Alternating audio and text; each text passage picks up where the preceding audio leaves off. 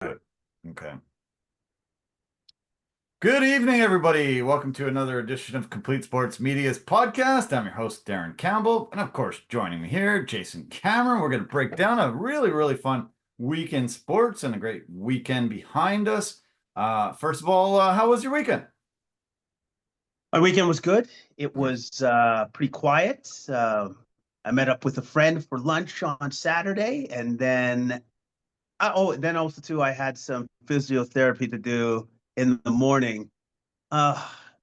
It was needed because, I always need this hip adjustment because of an old injury that I suffered in high school, Wow. and it's extremely painful. Like every time, it's just I love my physiotherapist. He's an older Asian gentleman, but he likes to hurt me. Oh, Like he crap. finds great pleasure in finding the spots that really this is gonna hurt a lot, and I'm really gonna enjoy it. Right? Harsh. Oh, Yeah. man, that's no good. But he fixes me. He fixes Yeah. me every time. But it's not.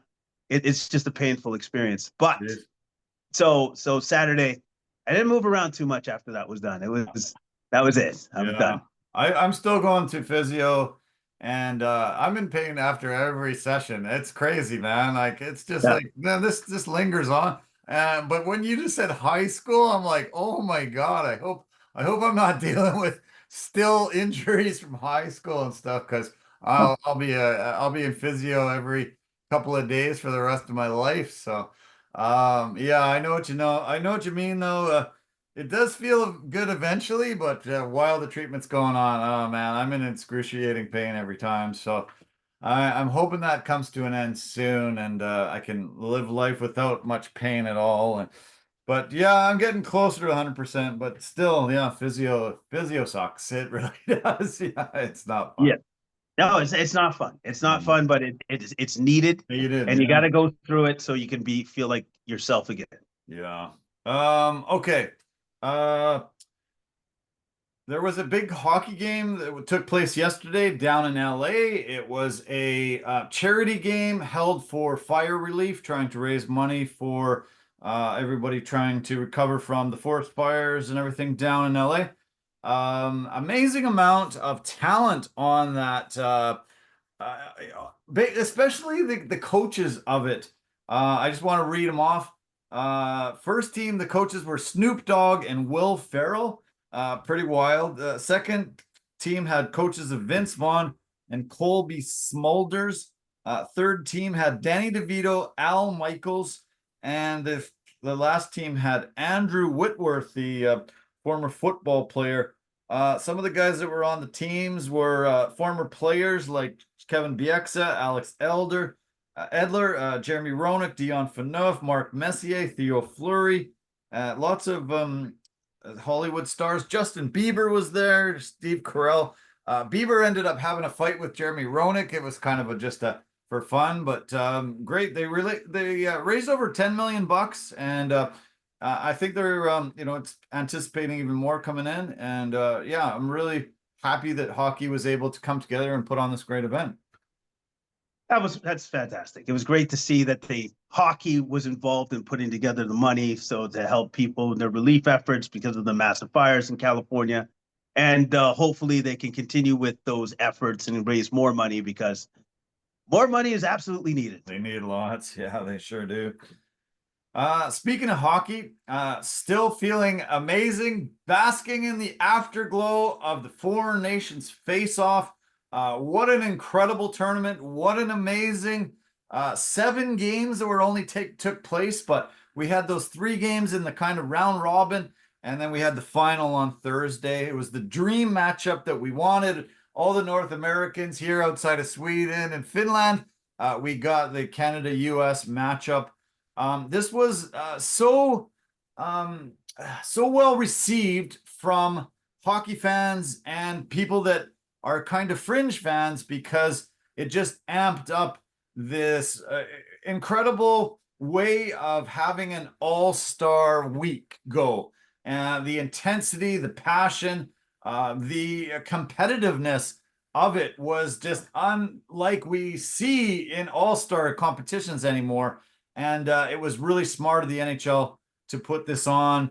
to be able to stage best on best tournament that we haven't seen in 8.5 years. And even Jason was front and center, couldn't keep his eyes off the screen. You watched every minute of that final game, and it was amazing hockey. Some of the best hockey I've ever seen. Period. Bar none. Some of the best hockey I've ever seen. You encouraged me to watch the game, so I did just that with some friends of mine, and definitely was very appreciative of the effort that was put forth on the ice by these guys. The tournament started off the right way with the Americans saying, "Who wants to dance? Oh, you guys wanted that? We're doing this." And like, it would just set the tone for the entire tournament. It was, as far as I'm concerned, that's what every all-star game in every major league sport should be. That's how it should be done. That's because that's what us as fans want to see from players. That passion, that level of intensity, that level of a competitive spirit, all of that was on display. All of it. All of and that it was fantastic to see. It was amazing. It was incredible. And you're right. U.S. set the tone. The Kachuk brothers throwing down their gloves, having those 3 fights in the opening game against Canada, and really amping up the rivalry. We've got this impending doom of this trade war. We're hearing boos of the national anthems between 2 countries, and this is the first time in decades that I remember there being so much animosity between the 2 countries. We're neighboring brothers. We typically get along. We have a lot of people crossing the border every day between the 2 countries, and there hasn't been a lot of animosity or anger or frustration or hate. And we've seen some of that amped up, and it just added to it this time. I think a lot of Canadians were more invested because of that.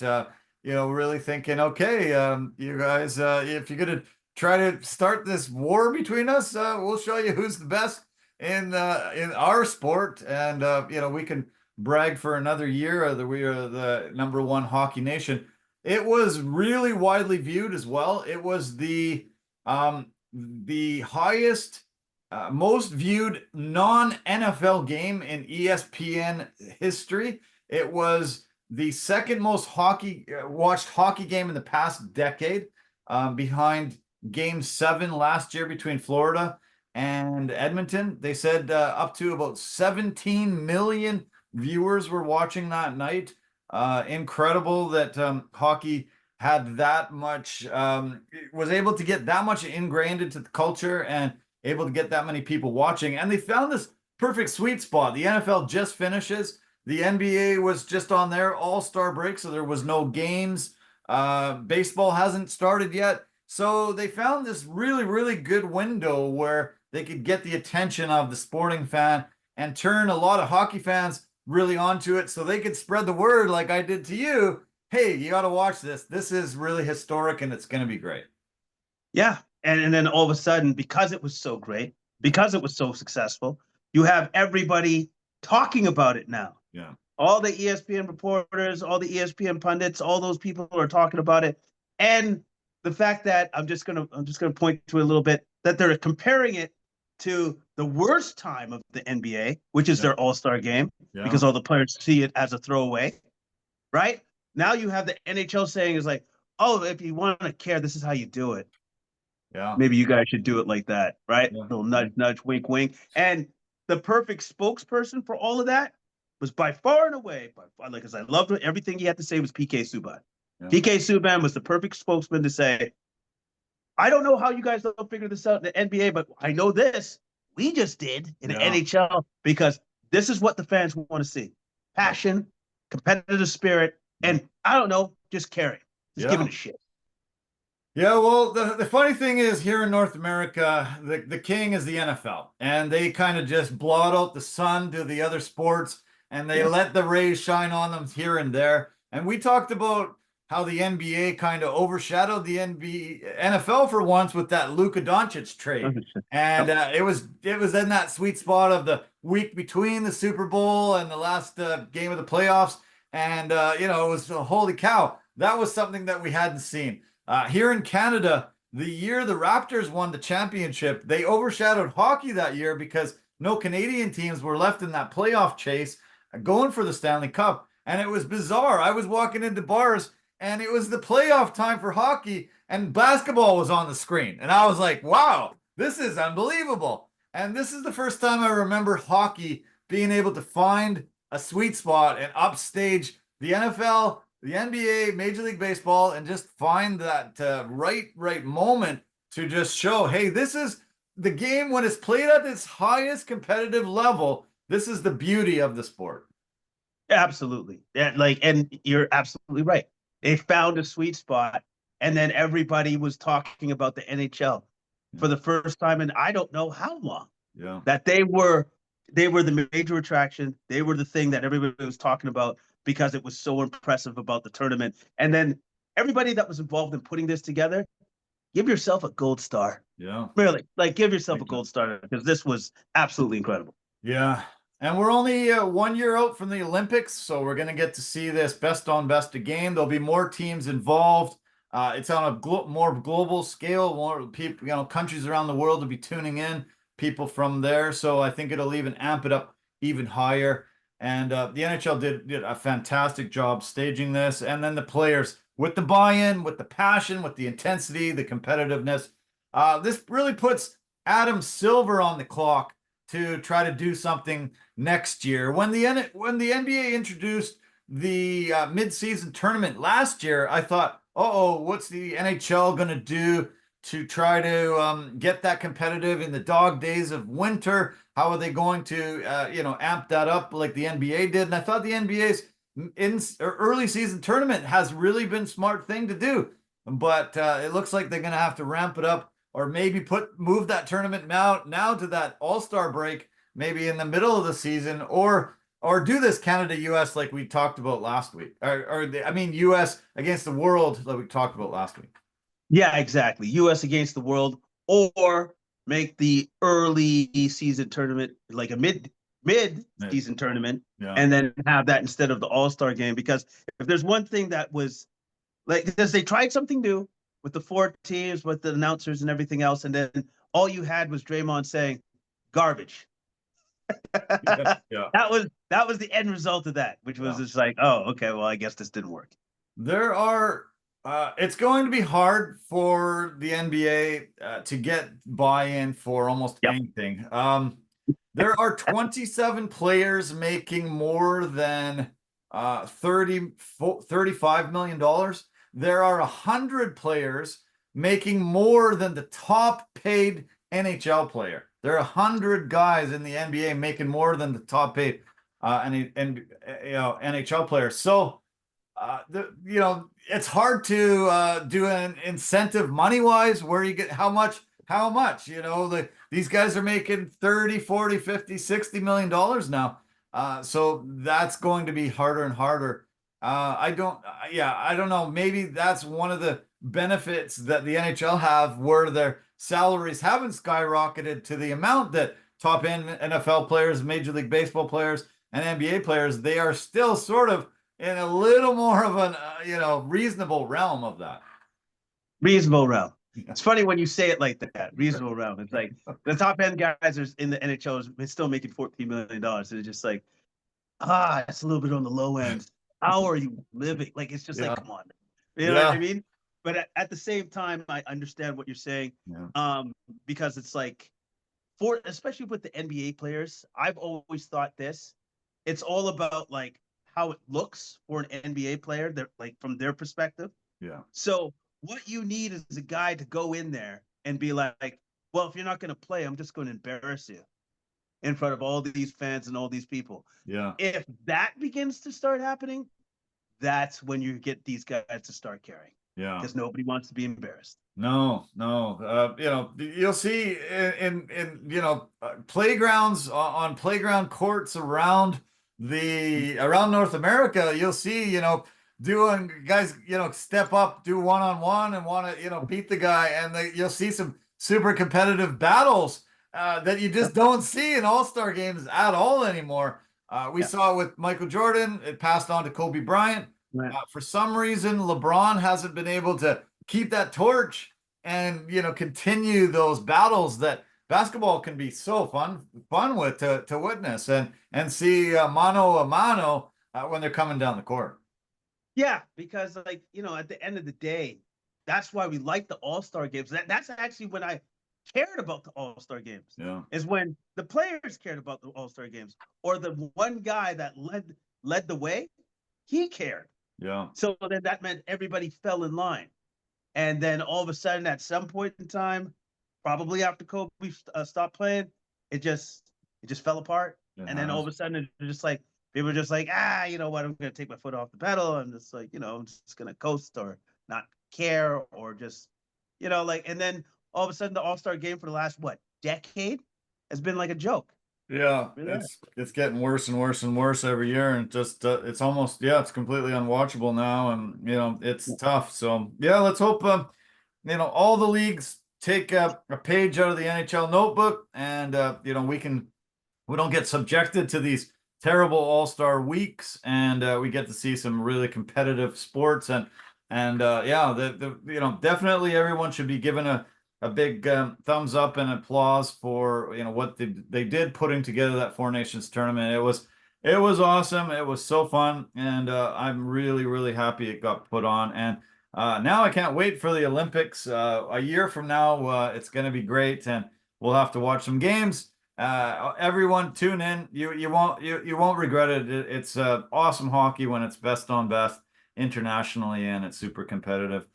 Back to the NHL. All the teams got back into action this weekend. They had 14 games on Saturday, at 10 yesterday. It was crazy, the difference of the pace, though. It was unbelievable from that Four Nations to regular season hockey. It's such a drop off. It's crazy. It was just like, whoa, are we watching guys in quicksand here? Are they skating, only at half pace? This is bizarre, but it's necessary. We've got another 25 games or so for most teams to roll out the regular season. We got 2 weeks till trade deadline, and games were coming fast and furious at us. Canucks played 2 games on the weekend, and I'll just tell you that the Whitecaps in their season opener outscored the Canucks by double. In the 2 games Canucks had, they were outscored by double from what the Whitecaps had in their season opener. So they lost 3-1 to Vegas on Saturday, 2-1 to Utah yesterday, and big alarm bells are going off. Like, what the hell? These guys, I don't know if they were, still sleeping from their vacation time, wherever they went to soak up some sun in that break, the guys that weren't playing in that Four Nations face-off. But some really poor, bad efforts, hard to slog through watching the 2 games. I think that if they don't break out of this little slump, I think some more trades are coming in those 2 weeks. And the big rumored name now on the block is Brock Boeser. He is, he was their 40 goal scorer last year. He's been here, I think, the longest Canuck tenure right now. And he hasn't been able to come to a contract agreement with them.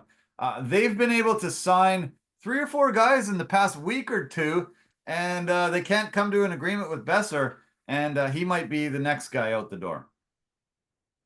Oh, that sucks. That's actually kind of disappointing that they can't come to an agreement, because obviously if that doesn't happen, then he's definitely getting traded. So yeah.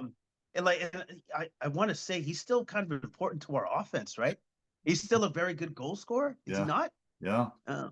He's a bit down this year. Like I said, last year he had 40 goals. This year he has 18. He missed those 8 games with that concussion that he got hit at center ice with. He's definitely not on the same pace as he was last year, but he is one of the best goal scorers they have. Yeah. So like that. Okay. So even if they do trade him, they're gonna have to get somebody back that's going to replace that offense. Yeah. And I'm sure there's not a lot of guys that can just put up 40 goals, in the league. And No. I'm sure those guys are pretty coveted. You know what I mean? So. Yeah, there's only one guy that's hit the 40 goal mark so far, and it won't be that many guys hitting 50 this year, maybe 2 or 3 if that. So yeah, it'll be brutal if they don't come to an agreement. The crazy thing is, him and his agent must be a little frustrated because the two guys that Vancouver got from Pittsburgh immediately signed contract extensions. They got Petterson under an agreement within 2 days. They go to O'Connor agreement the other day, and they signed Lankinen over the weekend to a big 5-year extension deal. And he's like, "Hey guys, don't forget about me. These are new guys. I've been here for Yeah. a long time. Like, let's make a deal." And it Yeah. didn't come together. So I'm wondering how they feel in his camp. Probably not very good Yeah. because it's like I've been a good soldier. I've been a good Canuck. I've bled for this team. Yeah. And now I'm going to have all this hardship over these contract negotiations, which I'm pretty sure I've clearly earned. Yeah. Yeah, I would be pissed off too. I would. Yeah. Thatcher Demko is injured again. He's just undergone a rash of injuries over the last couple seasons, and it's starting to become a little worrisome. It's not to Joel Embiid level or Anthony Davis level, but it's starting to become like concerning. And because they signed Lankin into this 5-year deal now, he's getting $4.5 million. Demko's under contract this year and next year, $5 million cap hit. I think if he gets healthy in the next, he's not going to be on this 5-game road trip, which ends this coming weekend. But if he gets healthy, starting back when they make their homestand next week, I think he might be on the trade block too. I think they might decide to send him packing, keep Lankinen as their number one guy, and bring Seelovs up. Seelovs played yesterday and played really good. It was his first game since November 27th. He had been down in Abbotsford pretty much this entire year, and great to see him back and played so well. He was fantastic in that run for the playoffs, in the playoffs for the Canucks last year, and maybe they, if they can showcase him a couple more games on this trip, possibly he's the guy to back up. Demko might be on the trade block too. I can understand why they would do that because of just his health history now and the fact that they can't necessarily rely on him to stay on the ice. Yeah. It would be great if they could figure out exactly what's wrong with him so that they can fix the root of the problem, keep him on the ice, but there's no guarantee of that anymore. Lankinen played decent in the Foreign Nations. It was great that he was, one of the guys that, the Finland wanted to be there. And he's one of the main reasons why the Canucks are even in a playoff position as we speak. And so, I was really happy to see that the extension get signed. He came in last minute. A lot of teams had an opportunity to get him. The Canucks were able to sign him to an $875,000 deal, which is one of the lowest salaries in the NHL now. And, he came in and has played phenomenal. Really, really, like I say, one of the reasons why the Canucks have had any success. And so, yeah, be interesting to see what takes place. I think Pettersson's actually still on the trade block, possibly. He was, a lot of people were really excited that he was on the Swedish team and was going to get an opportunity to play with some better line mates, probably, and get some opportunity to play best on best hockey and showcase his talent.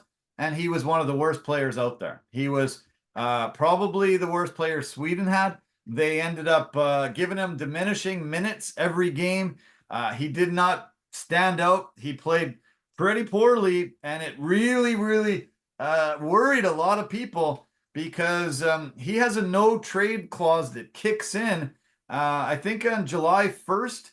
And so, this 8-year deal, 11.6 looming over the team. And he's gone 11 games in the NHL without a goal. Didn't have a point in this Foreign Nations face-off.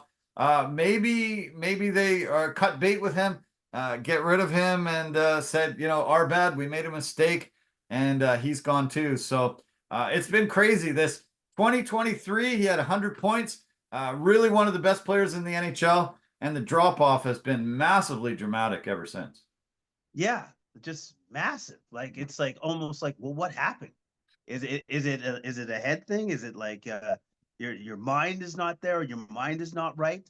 Because especially if you're on Team Sweden And if you can't play with those guys who are some of the best Swedish players in the NHL, and you can't find the wherewithal to bring your game up to where it needs to be, I don't know, man. Maybe it is time to cut ties then. Yeah. So yeah, we'll see. The Canucks also are dealing with the continued injury with Quinn Hughes. It was highly rumored that Quinn Hughes was going to come in and play that final game against Canada. He wasn't medically cleared to play and didn't make the late replacement. He didn't play on the weekend here, but we hear that he might be ready for Wednesday. Let's hope, because he leads the Canucks in points by far. The main reason why they are in a playoff position right now. Calgary's only 1 point behind them, though, and they're going to be in a dogfight with them and a couple other teams for that those last wild card spots. So let's hope Quinn's back, no more injuries. The rest of them can go forward, and if there's some trades or tweaks me made, great. But let's hope they can make a push and prove that they can get a similar run like they had last year. Absolutely. Let's hope that they could do that. But more importantly, don't rush him back. No. Because guess what? That's our superstar. And I want to say this, our one non-tradable piece. Yeah. That's the one guy that we're never going to trade. Yeah. We will hang on to him forever. Exactly. Yeah, exactly. Yeah.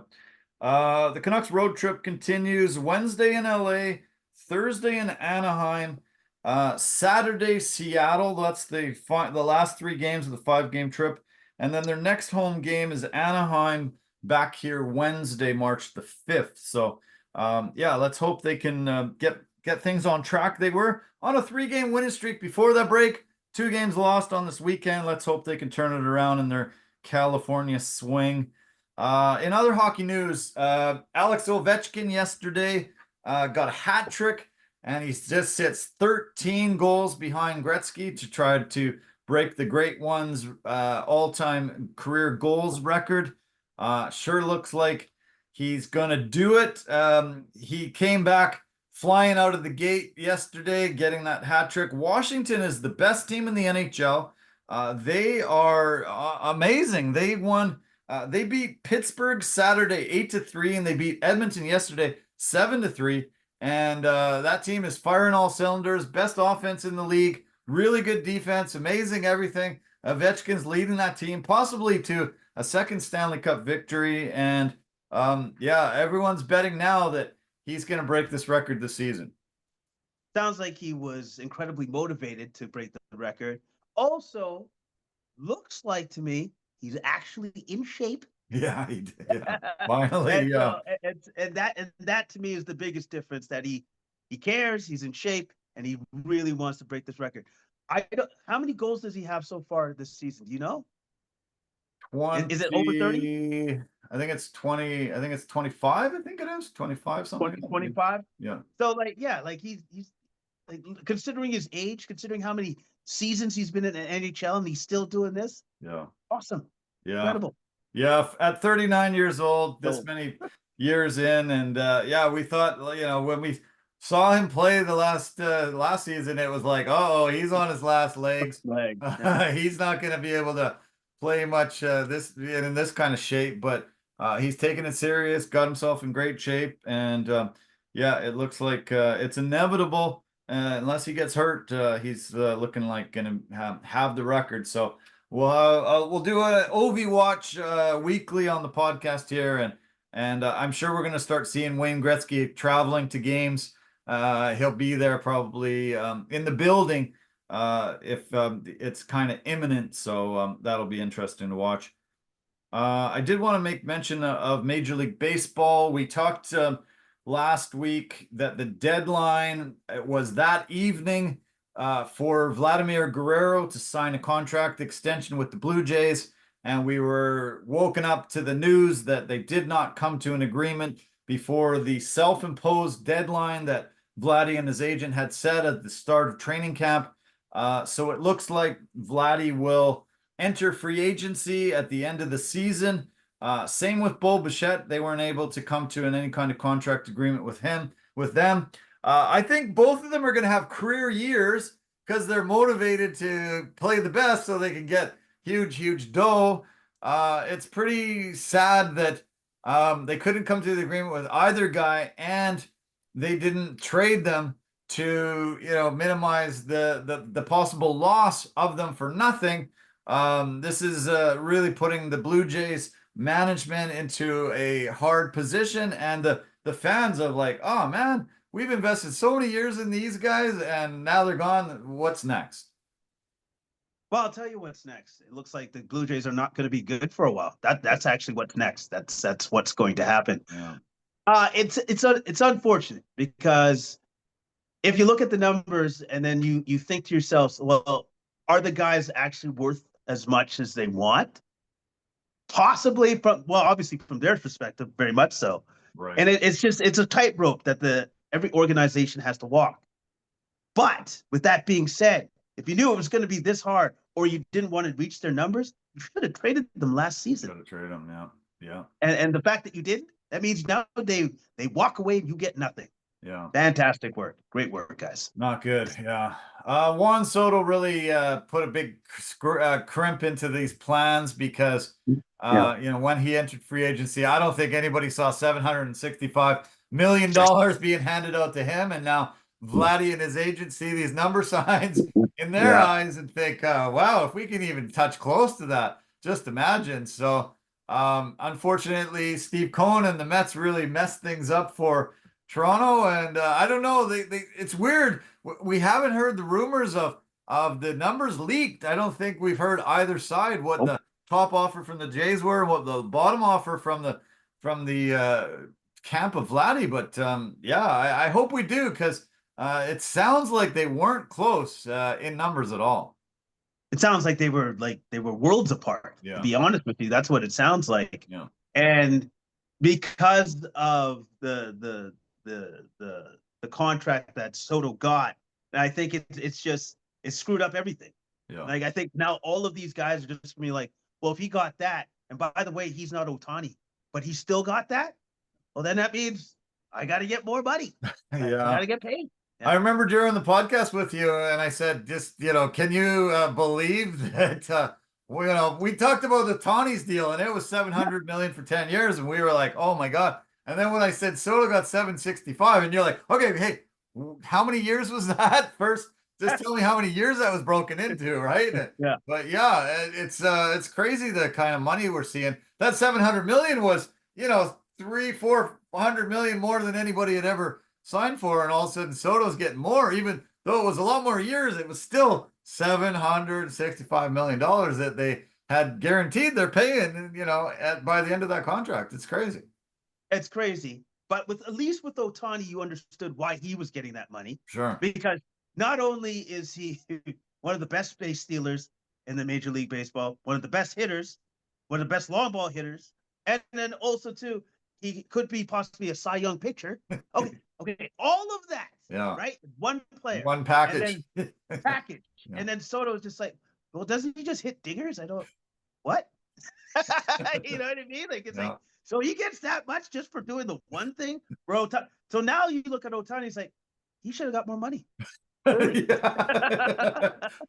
isn't that brutal? Hey, they keep pushing the bar farther, and then they're like, hey, I'm firing you as my agent. You should have got me 800 million now. You should have got 800 million. Like, Jesus, how could you undersell me? What's wrong with you?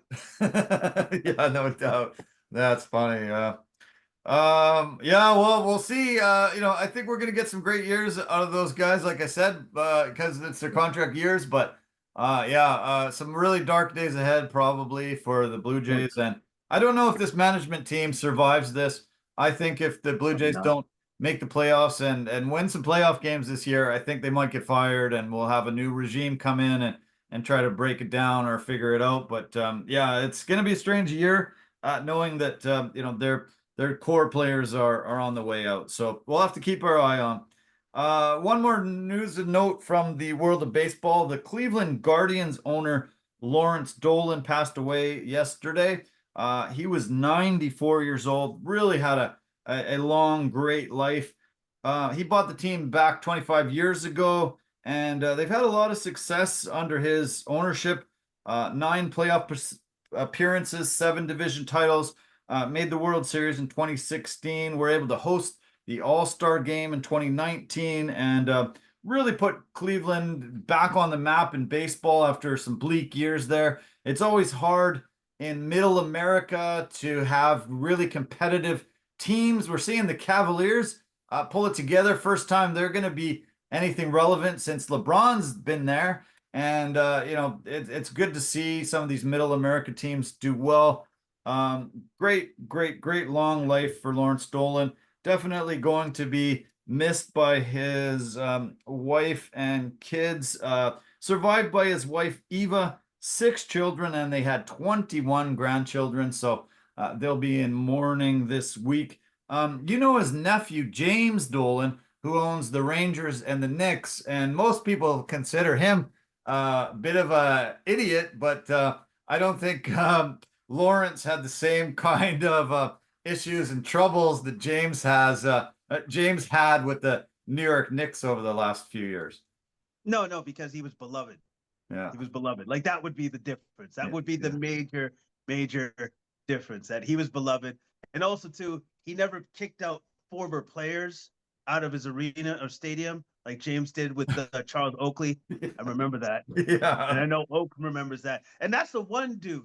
You don't want to mess with that guy. No. You leave him alone. No, Let him sit in the front court side and just leave him alone. Yeah. That's it. Most basketball players are pussies. I would actually think I could do decent fighting them, but not Oakley. That's a guy I would have stayed as far away from the ring, competing, trying to throw down with him. He was a scary dude. Oh, he was a scary dude. And then some of the guys, like some of the former players, have great stories about Charles Oakley. For instance, Steven Jackson had this great story about Charles Oakley saying, what did I tell? Like, he was threatening a player, but he was a coach. And Steven Jackson was begging him, please don't slap him, Oakley. Please don't slap him. Please. You're going to get in so much trouble. Because Charles Oakley was ready to slap a player as a coach. That's amazing. Yeah, amazing. I loved Oakley. He was one of my favorite guys for sure. I was so happy. He got to play with the Raptors, and some of the legendary stories that come out about him all the time on podcasts like this. I hear tons of great stories, and people just so much respect. Vince Carter made special mention of him in his Hall of Fame speeches and his jersey retirement speech, and a lot of guys hold him in very high regard. Very high regard. And also, too, he was one of those guys in the NBA that he was an enforcer, but he went about it the right way. Yeah. If you messed around, with one of his star players, well, you're gonna hear from him. Yeah. You're gonna hear from him. Yeah. Okay, let's stick to the world of basketball. Looking at the Eastern Conference, Cleveland is starting to run away with the East, and we had almost kind of crowned Boston as that team that we thought was going to be able to repeat as champions. Cleveland really has. When you look at the roster and you see the assemble of talent, you think, wow, they should be doing this, but I don't think they were as highly regarded, heading into the season. But is it inevitable that we see Boston and Cleveland in the Eastern Conference Final? Can anybody even come close to competing against these two? Is it something that we should put some money on right now, because we'll get some pretty decent odds this far out from the Eastern Conference Championship? As I'm looking at the standings in the Eastern Conference, obviously Cavs are number 1, Celtics 2, Knicks 3, Bucks 4. Yeah. So out of those 4 teams, out of the Knicks and the Bucks, do I think either of those teams could possibly upset one of those? I don't think so, because I'm pretty sure below the Knicks and the Bucks is the Pacers and the Pit. No, man, none of those teams are going to threaten the Celtics or the Cavaliers. So I think you're absolutely right. Yeah. I think that's your Eastern Conference Finals, those 2 teams. Well, I watched the Knicks play the Celtics yesterday, and it wasn't close. It was just a mismatch. I know that Mitchell Robinson's coming back, and that will definitely help the Knicks. And the Knicks, though, with Tibbs, he's running those guys into the ground. The starters are playing incredible amounts of minutes. They might set records for being on the floor. As a five-man unit, he doesn't really look down at the bench. He's got blinders on, and he just keeps the starters out there almost all 48 minutes every game. Yeah, he's pretty old school with that. It's just like, well, starters got to play. Stars got to play. And I'm just going to keep running you out there until you got nothing left. Yeah. And then here's the problem, though, with that. It's like the regular season's done. It's like, you guys still got something left for the They're playoffs, right? It's like, burnt out. no, we do not. Yeah, they're going to be burnt out. They've already had a rash of injuries, but I just see them, just not being able to have anything left in the tank once the playoffs hit. So, yeah, I think I'm going to my local bookie and I'm putting a bet down that it's going to be Cavs in Boston, and that's going to be a hell of a series between those two teams. That could be some of the best basketball we ever witnessed. Oh yeah, man! Like they're by far and away the best two teams in the Eastern Conference, and that would be a tremendous series. The other team in the East that's blowing my mind right now is the Detroit Pistons. They're on a 6-game win streak.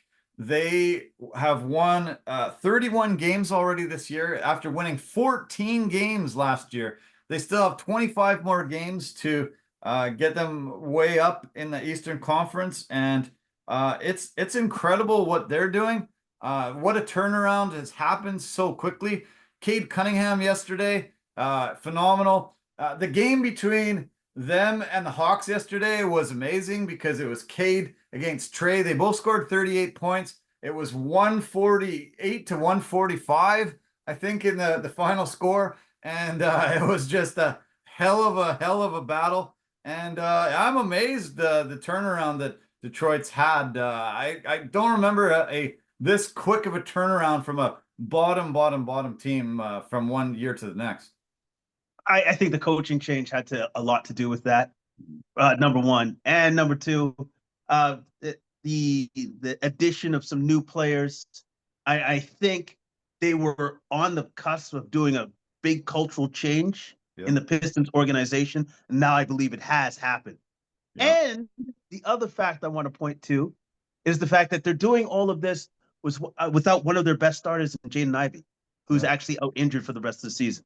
True. So this is actually absolutely incredible what the Pistons are doing. It says here 7 in a row. I thought it was only 6 straight, but maybe it's 7. They're sitting in the last guaranteed playoff spot, which is 6th. 7 through 10 have to play the play-in game, and that's where you don't want to be. You have a bad night, 1 or 2 bad games, boom, you're gone, you're bounced. So that's a highly coveted spot, and they're starting to get some separation from the rest of those teams down there. They've got a 3.5 game lead on the Magic, who sit down in 7th. Then they got a 4.5 game lead, or a 5 game lead against the Hawks and the Heat. And then the Bulls are 9 games back. They're looking like a pretty solid 6. And those other teams will have to battle for those play-in games. Yep, the other teams are definitely going to have to battle. If the Pistons can just keep doing what they're doing, I think they'll lock up number 6. Yeah. The Magic are struggling right now. They've been just up and down. I don't know what's been happening with them. Hawks, they're nothing special. They've lost too much talent, I think. And the Heat, after losing Jimmy Butler, bit of a rebuild there. So I'm looking for Detroit to have a bit of a run here, playing some tough teams to start. But this is great. What a turnaround for them. A lot of talk about Joel Embiid. You said last week, I think he should just undergo surgery. Saw him out this past week, and he's running at half speed. Does not look good. I don't know why they haven't sent him to surgery, but I was looking at his contract over the next 5 years. He's owed $300 million over the next 5 years. 51 million, 55 million, 60, 64, and 69 in the final year of this contract. Nice. Do you think he plays them all? You know what? It would be great if he played half. because as we look at his career, as we look at his history, if he can play half of those years, I guess that's a win. That's kind of what you're going to expect. That's what you expect to see. So here's the next thing. If you're going to pay him that much money the next 5 years, what are you waiting for? Yeah. He is clearly not right. He's injured. He's just not healthy. Table it. Take the rest of the season.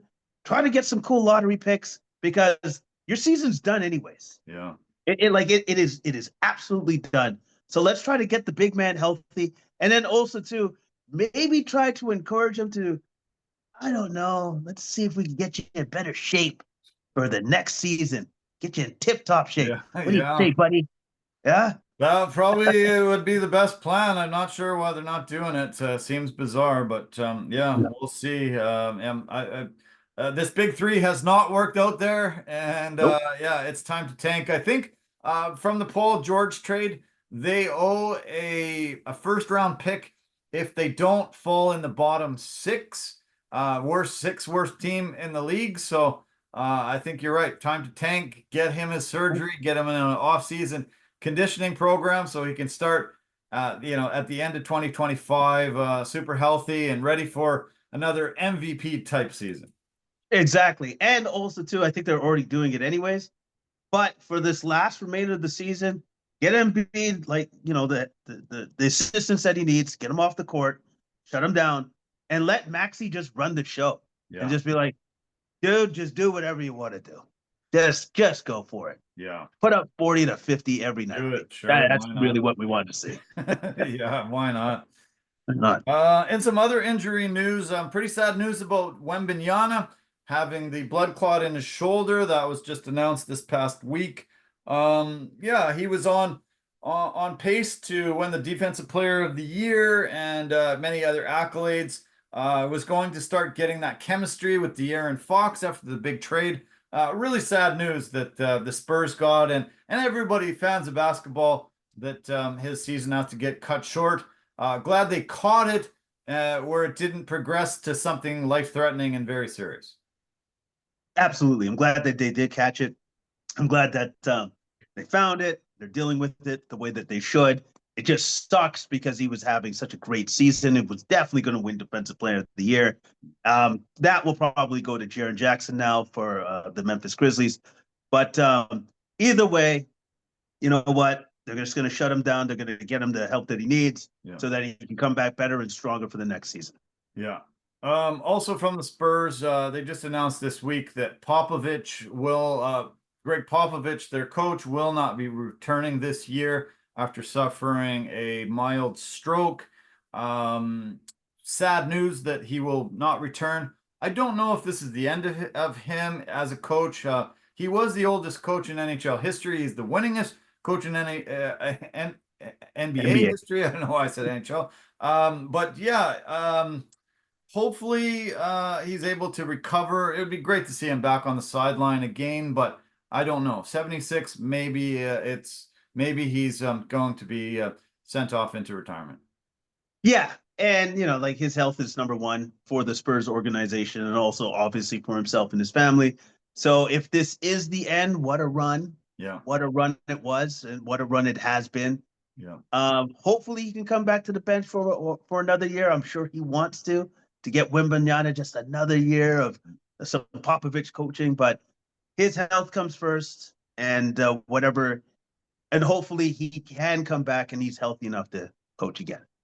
Yeah, it must have scared him to hear about Wembanyama because quite often blood clots do lead to strokes, and so they had some firsthand knowledge of it, and yeah, as I said, great they caught it early. Hopefully he gets on those blood thinners and gets healthy very, very soon, and we get to see even better next year. We'll see him maybe with more muscle on him, and maybe he focuses in on any things that he can get better at.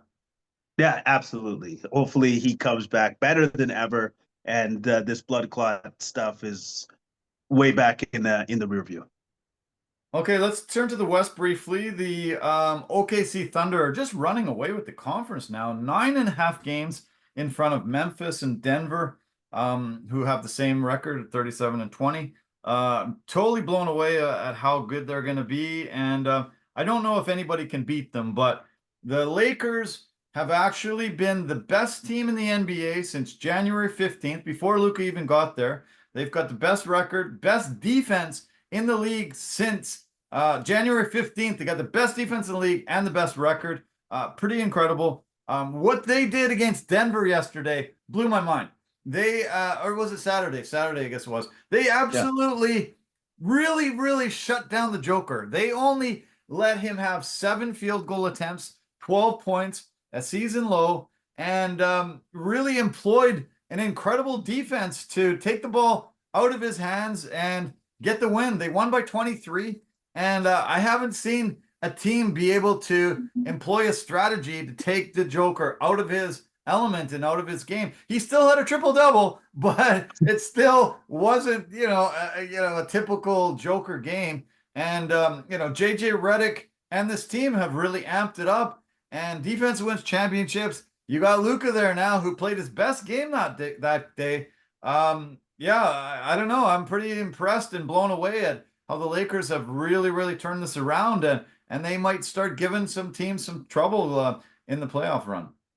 Yeah, absolutely. I think they might give some teams some problems. And part of the success of the Lakers is that LeBron has actually been playing defense seriously for the last month and a half, right? And if he's on board with the defense, then the defense will obviously get better. And also, too, let's give credit where credit's due. JJ Redick has done an amazing job. I love it. As a first-time head coach. Oh, he's it's his basketball mind. He's been shown that he's quite smart. Yeah. He's quite smart at the X's and O's of basketball and stuff. And just their approach to how they shut down Joker, which was taking away his space, taking away the spots that he likes to catch the ball and operate, and pushing him out just a couple more feet, so that he's just a touch more just uncomfortable, out of his element. Right? Yeah, just a little bit more out of his element. And then there was times where I literally saw they devised it.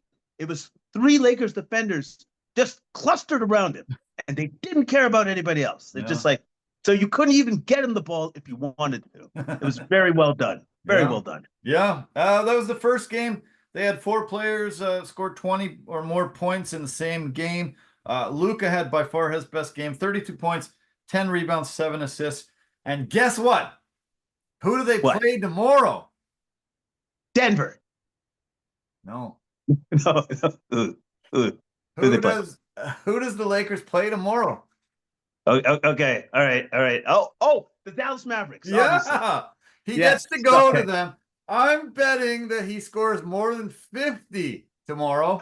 And I'm hoping that he scores 70 and just rubs it in their face. I think they got to employ the same style. The Mavs have to employ the same defense that the Lakers put on the Joker, and they're going to have to throw 3 guys on Luka, because I'm telling you, he wants to light them up tomorrow. Oh, I'm telling you, he's absolutely going to light them up, and he's got one of the best players to ever do it to back him up. I think LeBron just be like, well, I'm not shooting this game. There you go, buddy. Just trying to find clear out of the way, give it to Luka. Clear out of the way, give it to Luka, man. And I think he'll be super motivated to show the team that has just been doing a very I guess you know what I'll say, they've been doing a very good job of character assassination. Yeah. They everything that you could imagine that they could say about Luka, they have in a negative light. Yeah. He's a drunkard. He doesn't care about the game.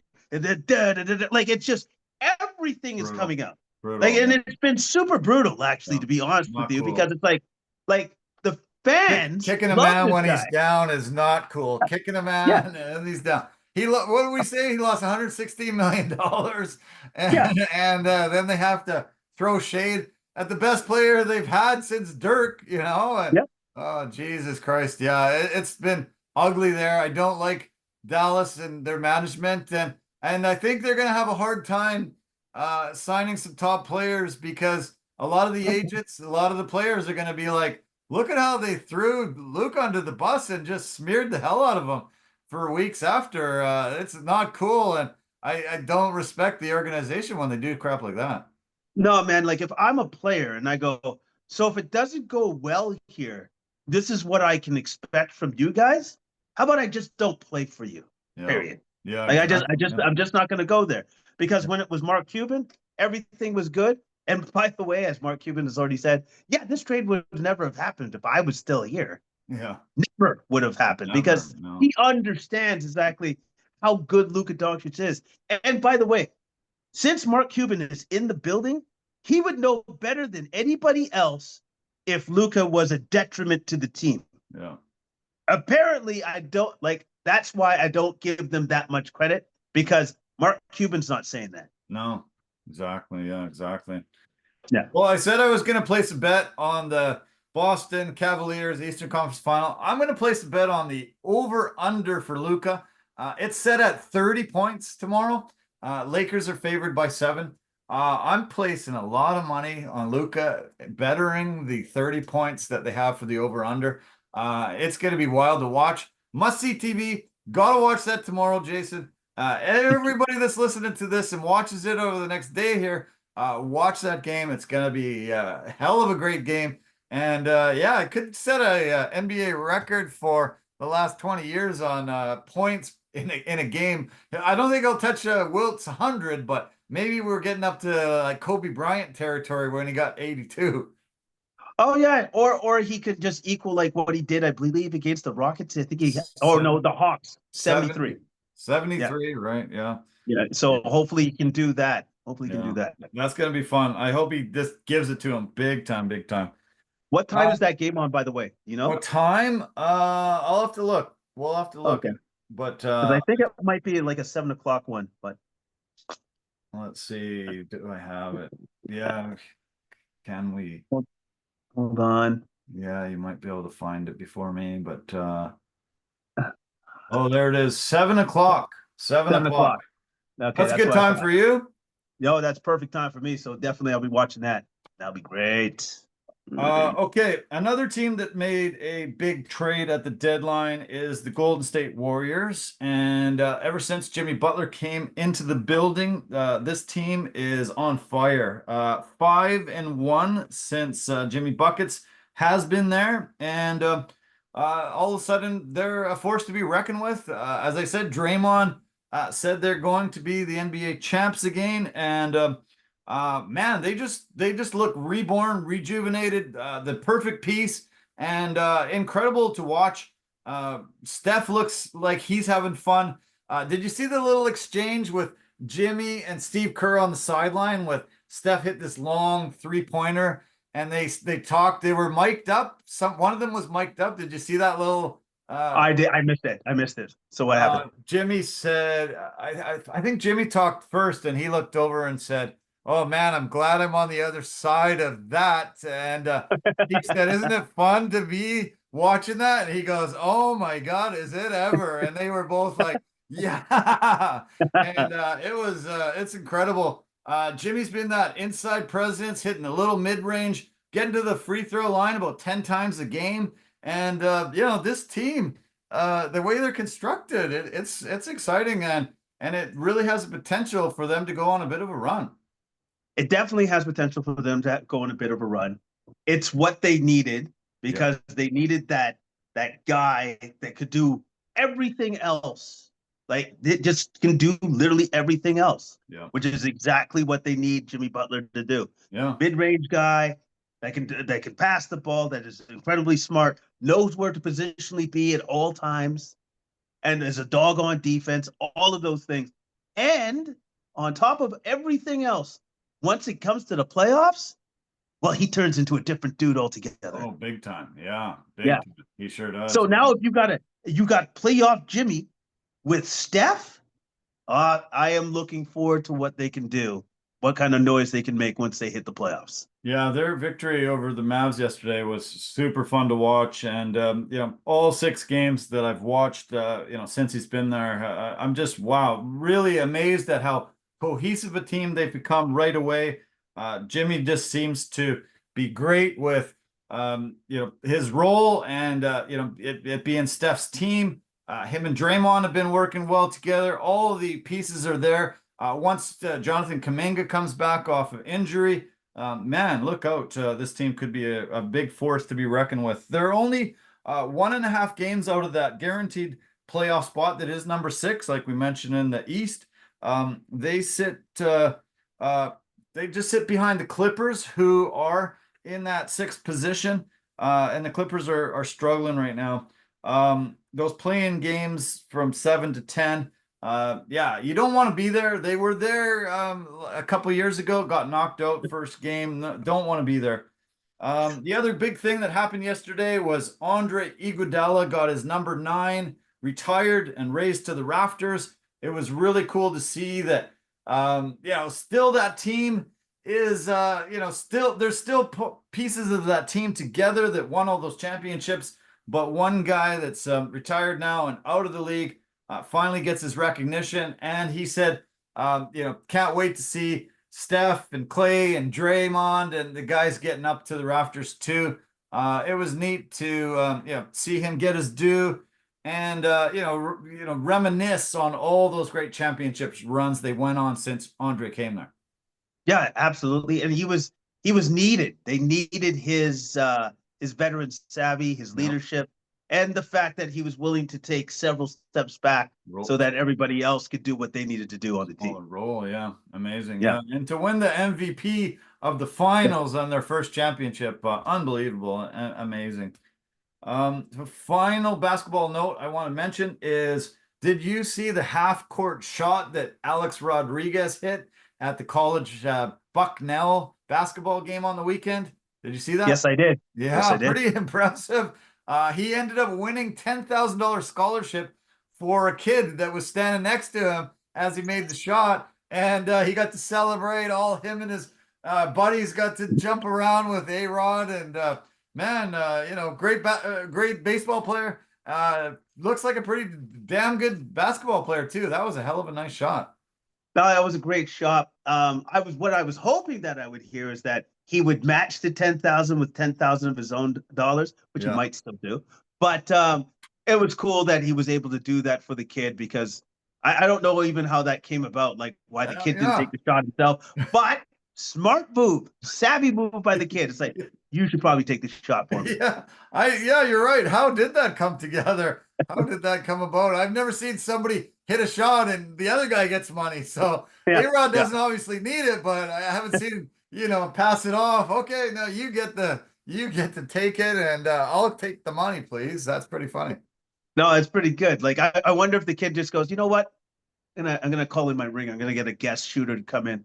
A-Rod, come on down here, buddy. It's like, oh my God, it's Alex Rodriguez. Oh yeah. It's pretty cool though. Very cool. I want to give a big shout out to the Vancouver Whitecaps. They started the season off so well yesterday, getting a 4-1 victory over the Portland Timbers, and really incredible. This has to be the shortest offseason for any sport. December 7th, the LA Galaxy won the championship, and they're already into the first game of the next season this past weekend. So very bizarre. They play 34 games in the regular season, then they extend the playoffs out a few weeks, maybe a month. So it's about a 10-week off season, and we're already back into a new season of soccer. But crazy that Whitecaps were able to get their season open. They played down in Portland, and were able to beat them handily. And they were able to beat them with a new acquisition they just got last month. Jaden Nelson, a longtime Toronto FC guy, went through their feeder program. He was born in Ontario, went through their Toronto FC feeder program, played all the youth soccer up until he made it to the Toronto FC, played 45 games for them over a couple seasons, and then he ended up signing in Europe, got transferred over to Norway, played with a team called Rosenborg over there. Played a little bit in Norway, then he went to Germany, played some there. The Whitecaps were able to convince him to come back to North America, signed a deal with him on January 24th. He came in yesterday, and he had the greatest debut of an MLS player in the league's history. He scored a goal and had 3 assists in on all 4 goals for the Whitecaps. Incredible. The guy has so much speed, so much tenacity, and amazing plays. It was just a joy to watch. This guy was spectacular yesterday. And he's a Canadian national player, played for Canada over the last few big tournaments. And great to see a Canadian boy brought in within a month. Boom. He had a game of his life and sparked the Whitecaps to a huge win in their first game of the season. And it sounds like this is exactly what the team needed. They needed a spark plug. They needed an offensive talent that can possibly carry them through some games. And it sounds like this guy is the guy that they absolutely needed and had to have. He can say that he had a better debut than Messi. Now, who's going to be able to say something like that? So pretty great. Let's hope he has a phenomenal year.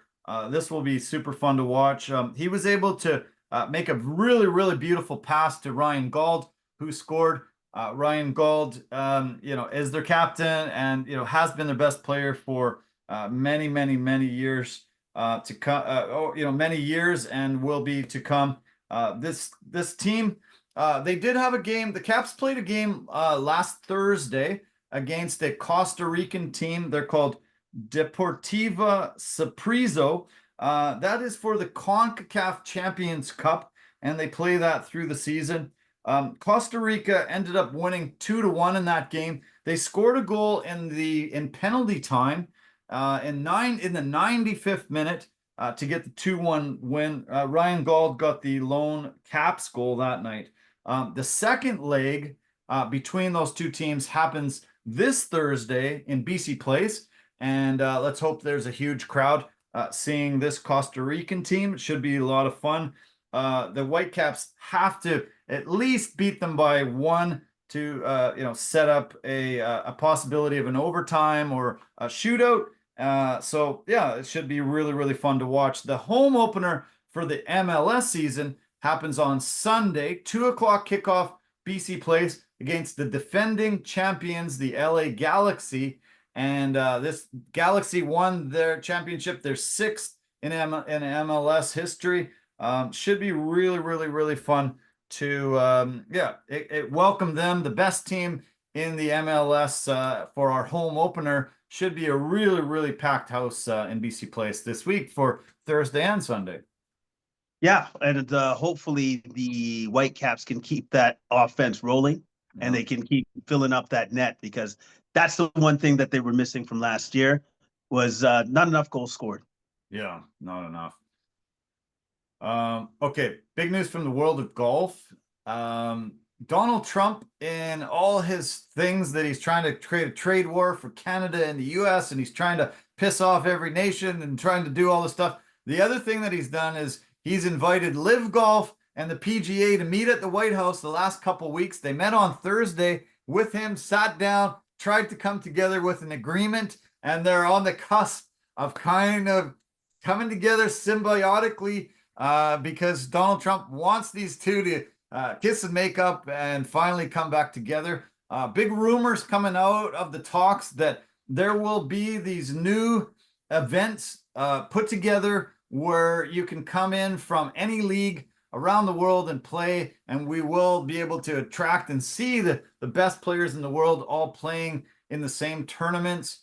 LIV will continue, the PGA will continue, the DP World Tour will continue, but they will have these special events, and the top players will be allowed to play in the Ryder Cup, the President's Cup, the majors, as well as these special events. So interesting that Trump has all these things on his plate, but decided that one of the things he wanted to do was get these tours together and try to hammer out a deal.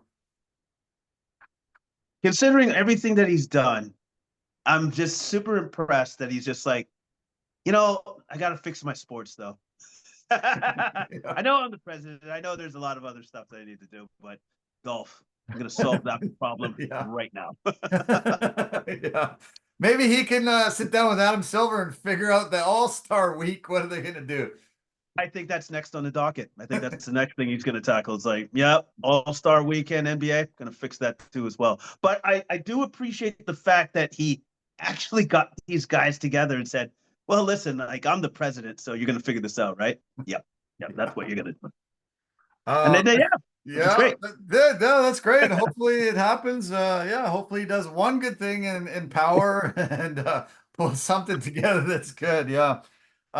You told me that you were not the greatest golfer ever on the planet, so I decided to try to get a hold of your boys and find out, who's played with you, how good you've been and stuff. Because I watched the PGA Tour on the weekend, and there was these two guys that were paired together at the end. There was a South African kid. He's only 20 years old, and he's won at most levels, one of the youngest players to ever win in the South African tour, on the Corn Ferry Tour. Came in here, and he was leading the tournament going into Sunday.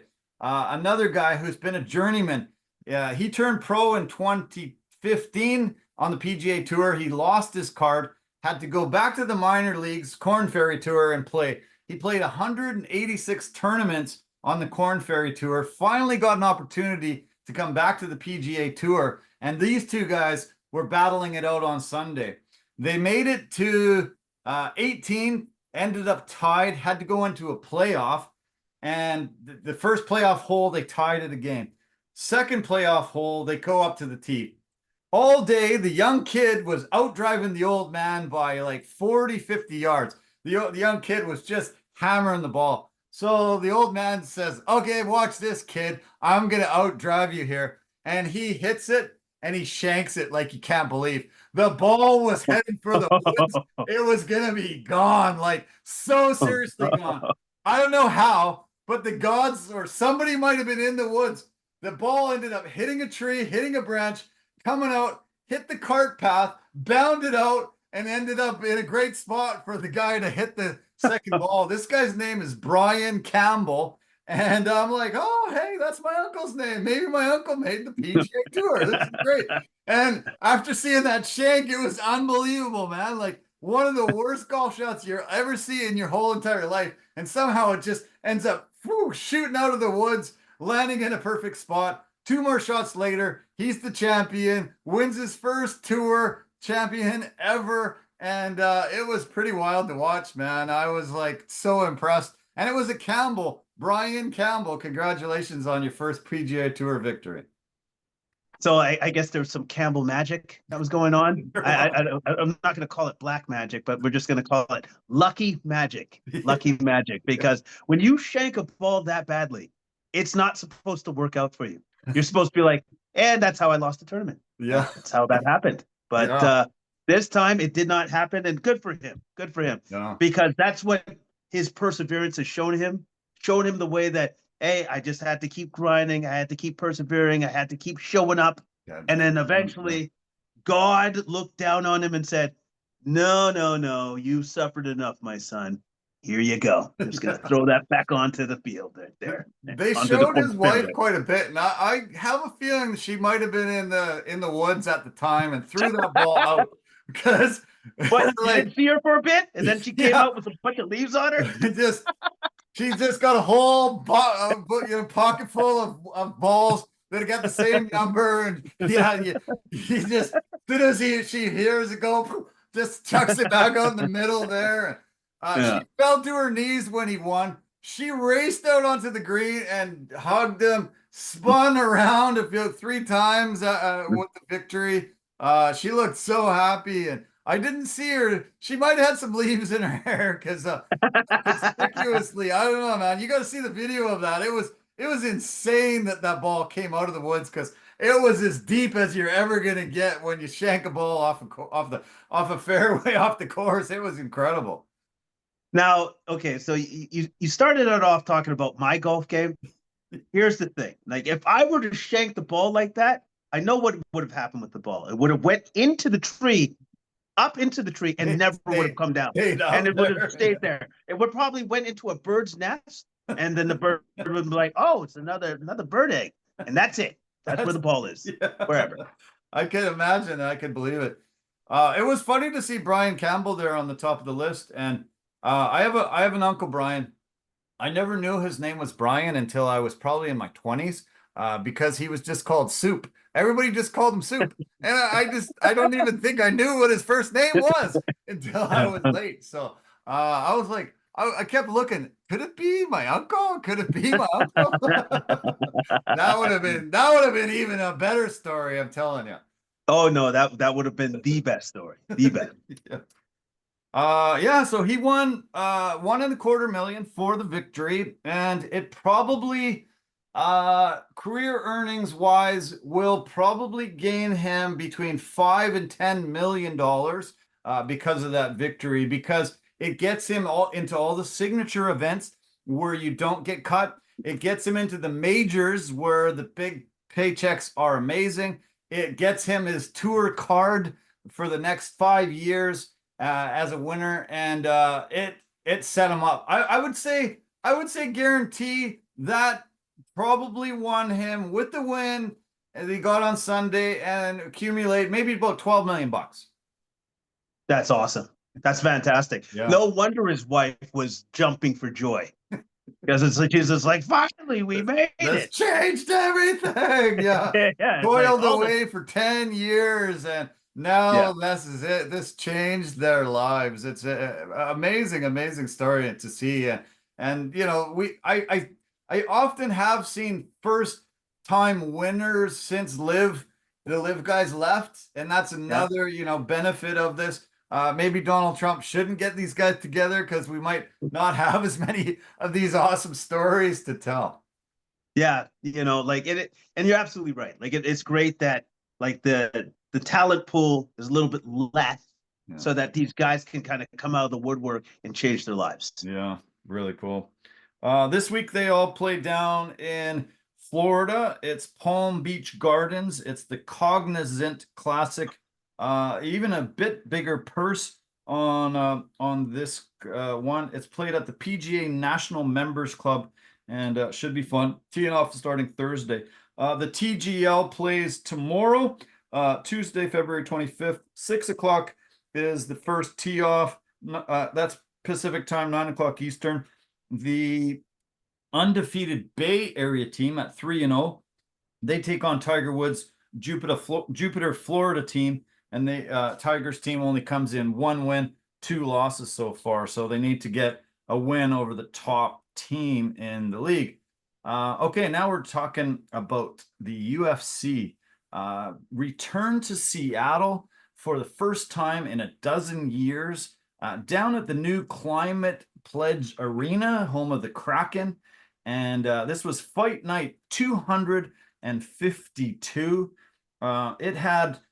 It broke a record for the North American gate on fight nights for nearly $4 million were brought in. Attendance was a sellout at 18,287.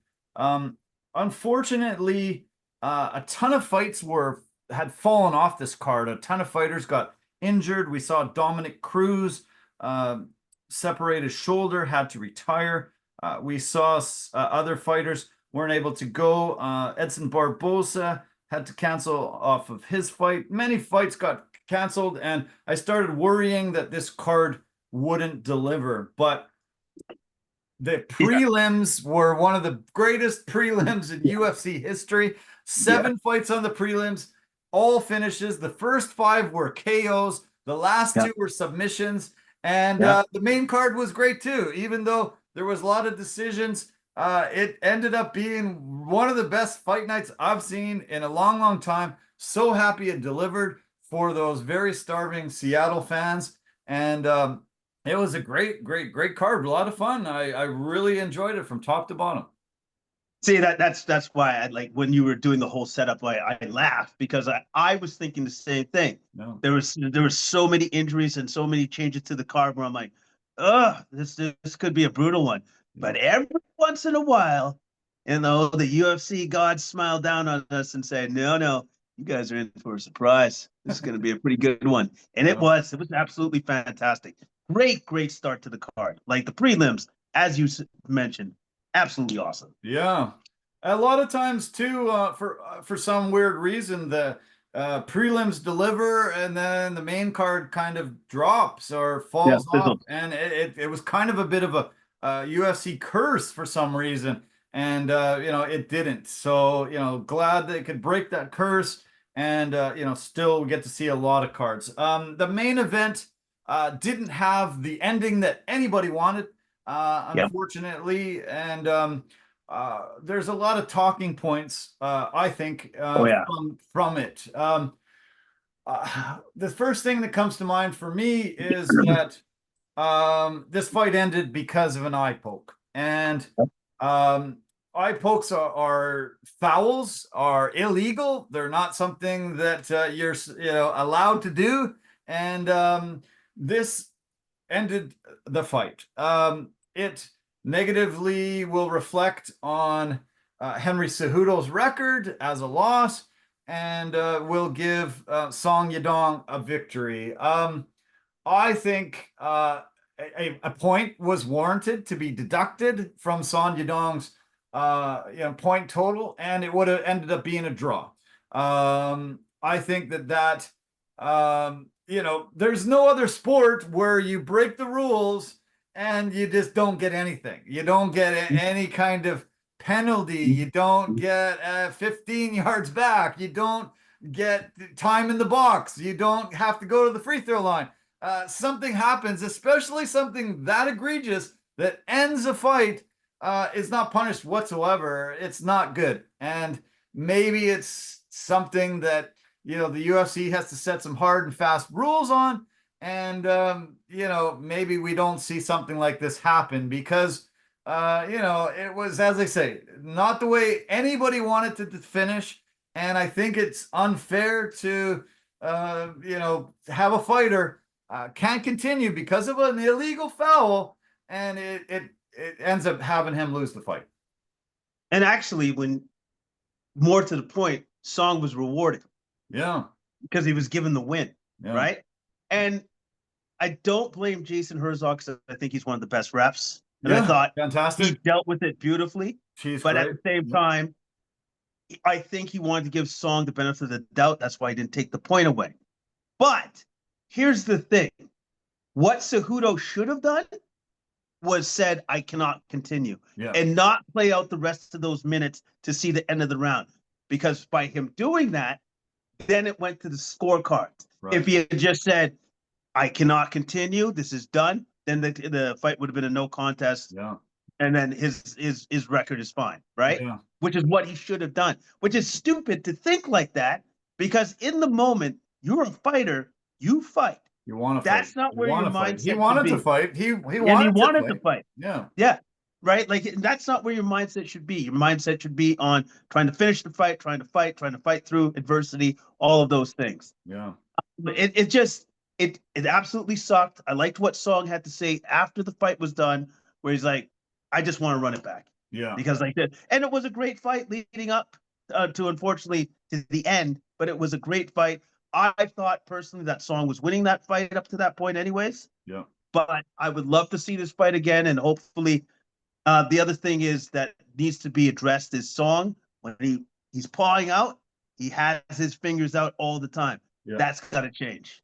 That's got to change. Yeah, I don't like that it's left up to the discretion of the referee. I think there should be a hard, fast rule that the warnings are given in the locker room before the fight starts, or in the cage when they go to face off.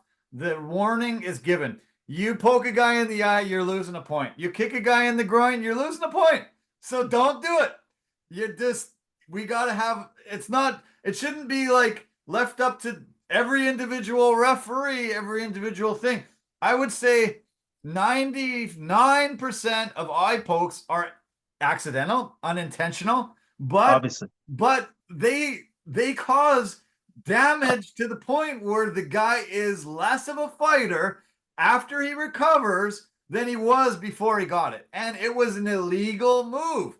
I shouldn't be rewarded by kicking a guy in the groin or poking him in the eye, and suddenly I've got the advantage now and it doesn't harm me in any way. So why would I just keep poking him and kicking him? in the groin all the time to start fights so that I've got that advantage. It's not fair and it's not good. And that warning is given when the referee goes and talks to the fighter before the fight, and all of a sudden he gets one or two chances to do illegal stuff, and it doesn't, cause him any grief until it's egregious, and he does it 2 or 3 times. Like, come on, what the hell? You go offside in an NFL game. One time, you're getting called. 2 times, you're getting called. 3 times, you're getting called. I'll give him a break this time. I'll give him a break that time. I'll give him a break on this and that. It doesn't happen in sports where, you trip a guy in hockey, you do a hard foul in NBA, you're getting called. You're getting penalized from it. In MMA world, it's in such a dark gray area that that's not a good thing. We need some hard rules. You do it, you get penalized. Sorry, that's it. Don't do it. You know what? Maybe you're onto something, because especially with the eye pokes, that can actually go further than just the fight itself. You can live with the repercussions of that going forward in your career. Just like Bisping, where he literally lost his eye. Doesn't have an eye. Doesn't have an eye. Yeah, he doesn't have an eye. And that's on the severe end, but that's what can happen to you. So maybe now it's just like, you know what, we gotta have a hard line on this, because we can't have people losing their eyesight or losing their eyes and stuff. Like, we just have to be like, poke the eye. It's like, oh, I know it was unintentional, but these are the rules. Yeah.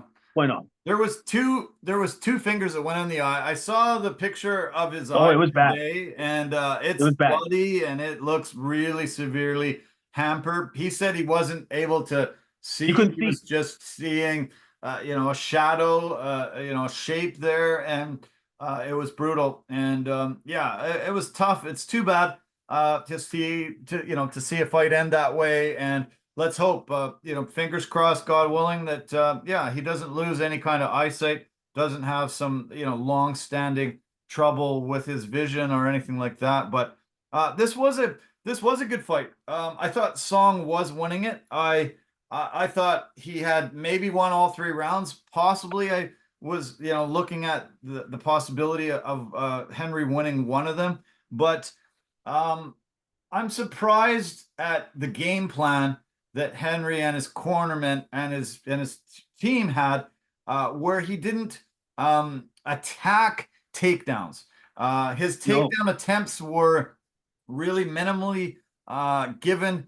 It was almost like they were almost fake. They were kind of there, and then immediately he pulled back. He didn't drive in for a 2-leg, single leg. He didn't, try to do those takedowns. And he's an Olympic gold medal winning wrestler. He's had tons of success, in his takedowns. I don't know why he didn't try. In those 3 full rounds, he didn't attempt really fully put on a takedown attempt, and I think that seriously harmed him. He didn't really commit. He did not commit to any of the takedowns. Instead, he tried to feint the takedown to maybe come up with a strike to catch Song off guard, which didn't happen throughout the entirety of the fight, because I believe Song was prepared for him to try to incorporate that style of fight. Yeah. So hopefully, if they do this, they run this back whenever Cejudo is healthy again, and hopefully he has the use of his eyes, both of them. Hopefully when they run this back, that he has a different mindset for how he should game plan this fight, because what he came into, it didn't work. Yeah. It didn't work. I thought Henry was using some good pressure at the beginning. I think he was landing some decent combos. He was a good jab, good calf kicks. The one calf kick that actually hit the nerve on Song, and he actually had a bad misstep. His ankle rolled a little bit. I thought he needed to continue that and really hamper that leg. They were both really doing that to each other, and I could see Henry ended up having to switch stances at some point because his leg was getting beat up. But I think Henry went away from it as the rounds wore on, and he really, I don't think, capitalized when I don't know if he noticed it as much as the commentators did and us at home. Yeah, it just didn't seem like he should have kept attacking that lead leg. As soon as he saw that happen to his leg, he should have just been kicking it nonstop, Yeah. right? Yeah. Because that's what Song did to him. Yeah. Was that he attacked his lead leg just the same, to the point where Henry had to start stand switching, right? Because the damage was accumulating too much. So, I just hope that they do it again. I really do. I hope that they run this fight back, because it was an extremely entertaining fight, and I'd like to see who the proper winner of this fight would be. Yeah, the judges Mike Bell and Derek Clearly had it 29-28 for Song. If the point gets taken off, this is a draw, majority draw. Sal Diamato had 30-27 all 3 rounds for Song. It would have been 29-27, but it would have been a majority draw if that point gets taken away, and I think it was warranted. Yeah, it probably should have been called. I didn't like the way it was handled. Also, it was like Herzog wanted to have it in the books as an official fight, because he said, "You come out, we ring the bell, and then it can be official." And if I'm Cejudo, why do I step back out if that's the way it is? And I don't know if Cejudo knew the rules. I don't know if all the fighters know the rules, that if it finishes, this round or that round, it's official or not. I think the fighters should know, the corners should know, the ref should know. Everybody should be aware of, if it ends now, this is how it will be determined. If it ends this time, this is how it ends too. I think it's also really unknown in a lot of circles, especially the fighters and their camp should know. Well, how about this? The cornermen should absolutely know. Yeah. Like, so if they had a problem with what Jason Herzog was doing, especially from Cejudo's camp, they should have said, no, we're not down with that. We're not doing that. Yeah. Because then they could have just said, we refuse to come out. Yeah. No, that's not going to happen. You're not going to do it like that, because since it was still technically in the 3rd round, then technically that's a no contest if you can't continue. So yeah, because it just seemed like, okay, I'm going to get out of the trouble myself that I might face. Just going to start it, and I'm going to immediately stop it, and then it'll become an official. And I think, it was he shouldn't be trying to hope for an outcome. A referee should be very neutral and just deal with it how it comes, not hoping for an outcome, because that gets into some really bad areas. Yeah, it was very confusing. You could tell that the fighters were confused. I know I was confused. I think their cornermen were confused.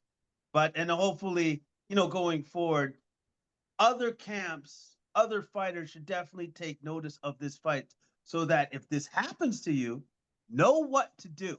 Yeah. In that particular scenario.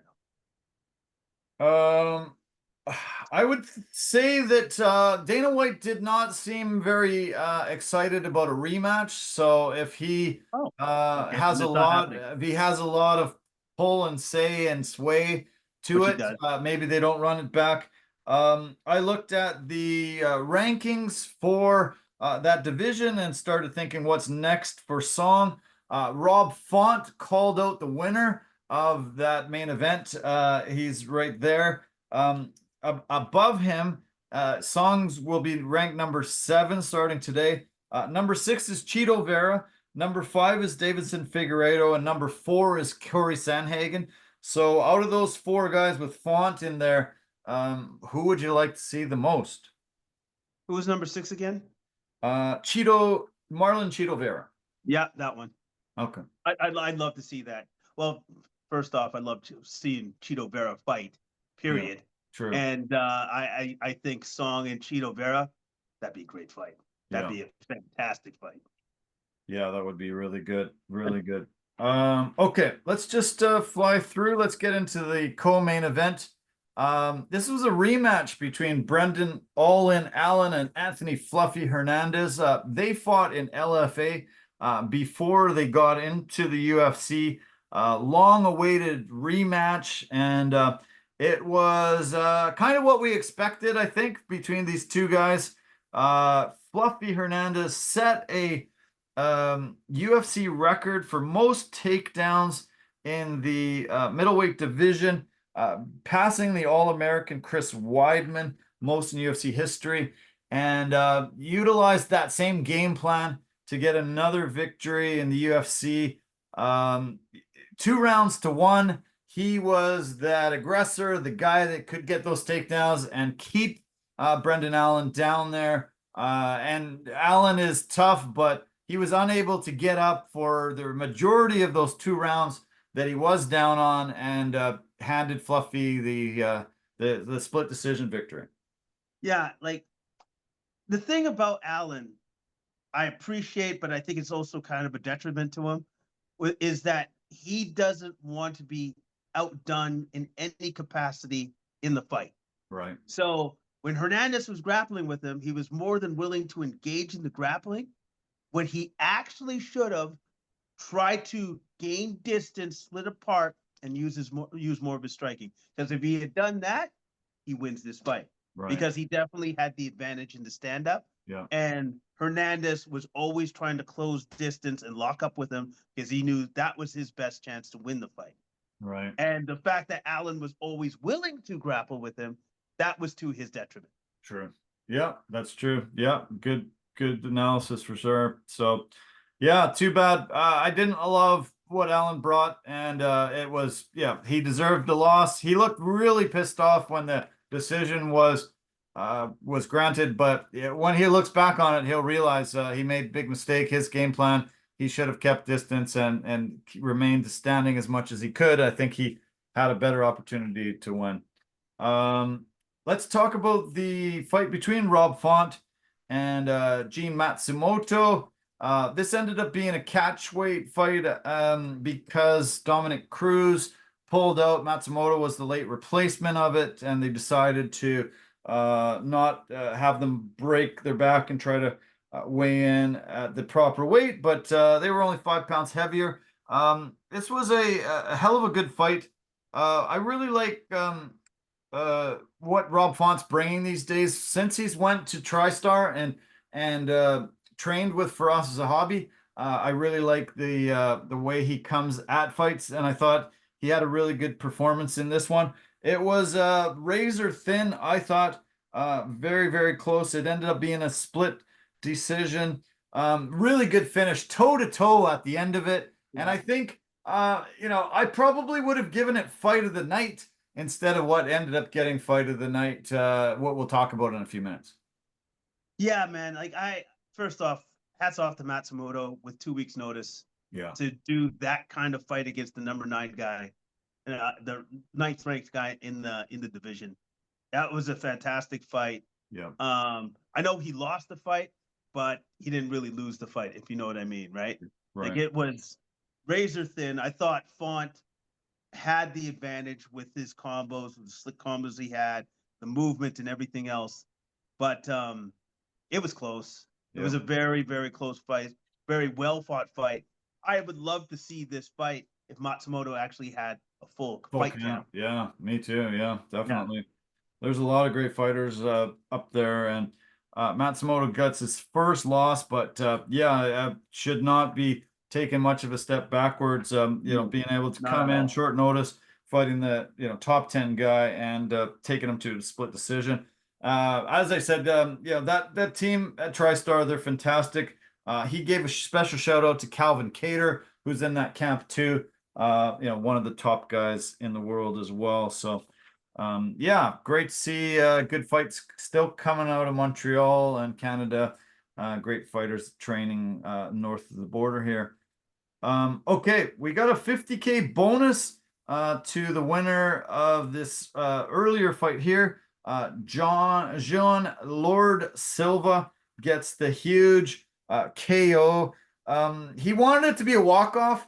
He tried, and he realized, and I think Kevin McDonald goes to my school on early stoppages we don't want. So, put this hammer down, and prove that he's not getting back up. And Oh, he so did. even though he looked at him for a little bit and said, "You sure you want me to finish him off?" Okay, well, he landed a few shots, threw a few good elbows, Yeah, and yeah. Kevin came in and said stoppage. And I applauded him. I stood up, I got out of my chair and I applauded him and I said, "Nice stoppage. Way to go. You really made sure it wasn't just a walk off and you didn't even know if he was out, but he was out. He was out."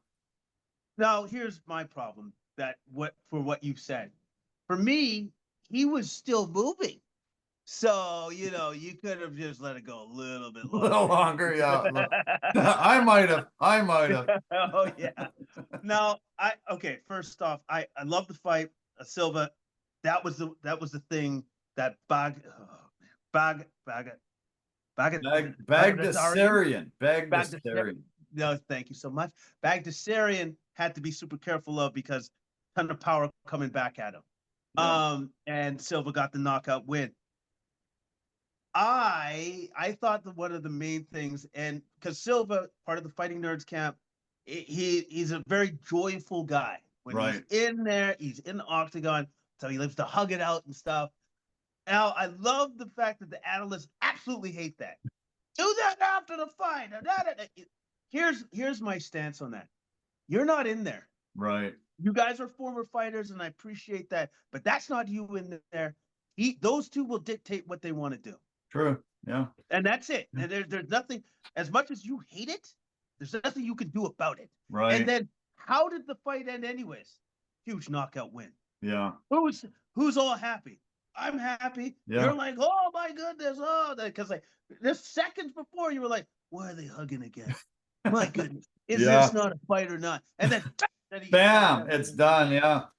So, yeah, it's like get off my lawn, you young whippersnapper. Yeah, That's exactly, right? Like, it's shut up and dribble. It's Yeah. it's old fighters that don't like the new blood. And he's having fun out there. He's high-fiving, they hug a little bit. He dances around, he has fun with it, and he gets really spectacular finishes. And it was the only finish on the main card. So we should celebrate it. And I'm glad Dana White and the UFC gave him a $50K bonus for it. No, so am I. I'm glad, but I did want to bring that up because I like John Silva. I like the way how he conducts himself. I like the way that he fights. I like the fact that he enjoys the process. And he high fives and he hugs and whatever. But you know what he also does? He finishes fights. Yeah, he sure does. Yeah. So you guys remember that the man finishes fights. Yeah, at featherweight too, which is really, really impressive. This is the longest tied. He's tied with the longest KO streak in the UFC, so very impressive. And I loved who he called out, Bryce Mitchell. I hope he just pounds that guy into retirement. It's awesome. That was a nice call out, and I hope he can extend that KO streak to 5 and KO Bryce once and for all. Oh, okay. And then here's the other thing I want to add to that. I don't think he's going to be high-fiving or hugging Bryce after the words that we heard him speak. True. So I think that will be the one time where Jean's like, no high fives. No. I'm just going to right. Good point. Very good point. Okay, the fight that preceded that ended up getting fight of the night. Alonzo Atomic Menafield fought the newcomer, Julius Walker. This guy's name is Juicebox. Don't know why, but Juicebox ended up coming in on his UFC debut and put up a hell of a fight. This is a guy that's only had 6 mixed martial arts fights coming in, 25 years old. And as I mentioned a bit earlier, basketball players are notorious pussies. And this guy was a college basketball player. And he comes in and he is tough as nails. Hell of a fought one of the toughest guys in the UFC and gave him all he could give him.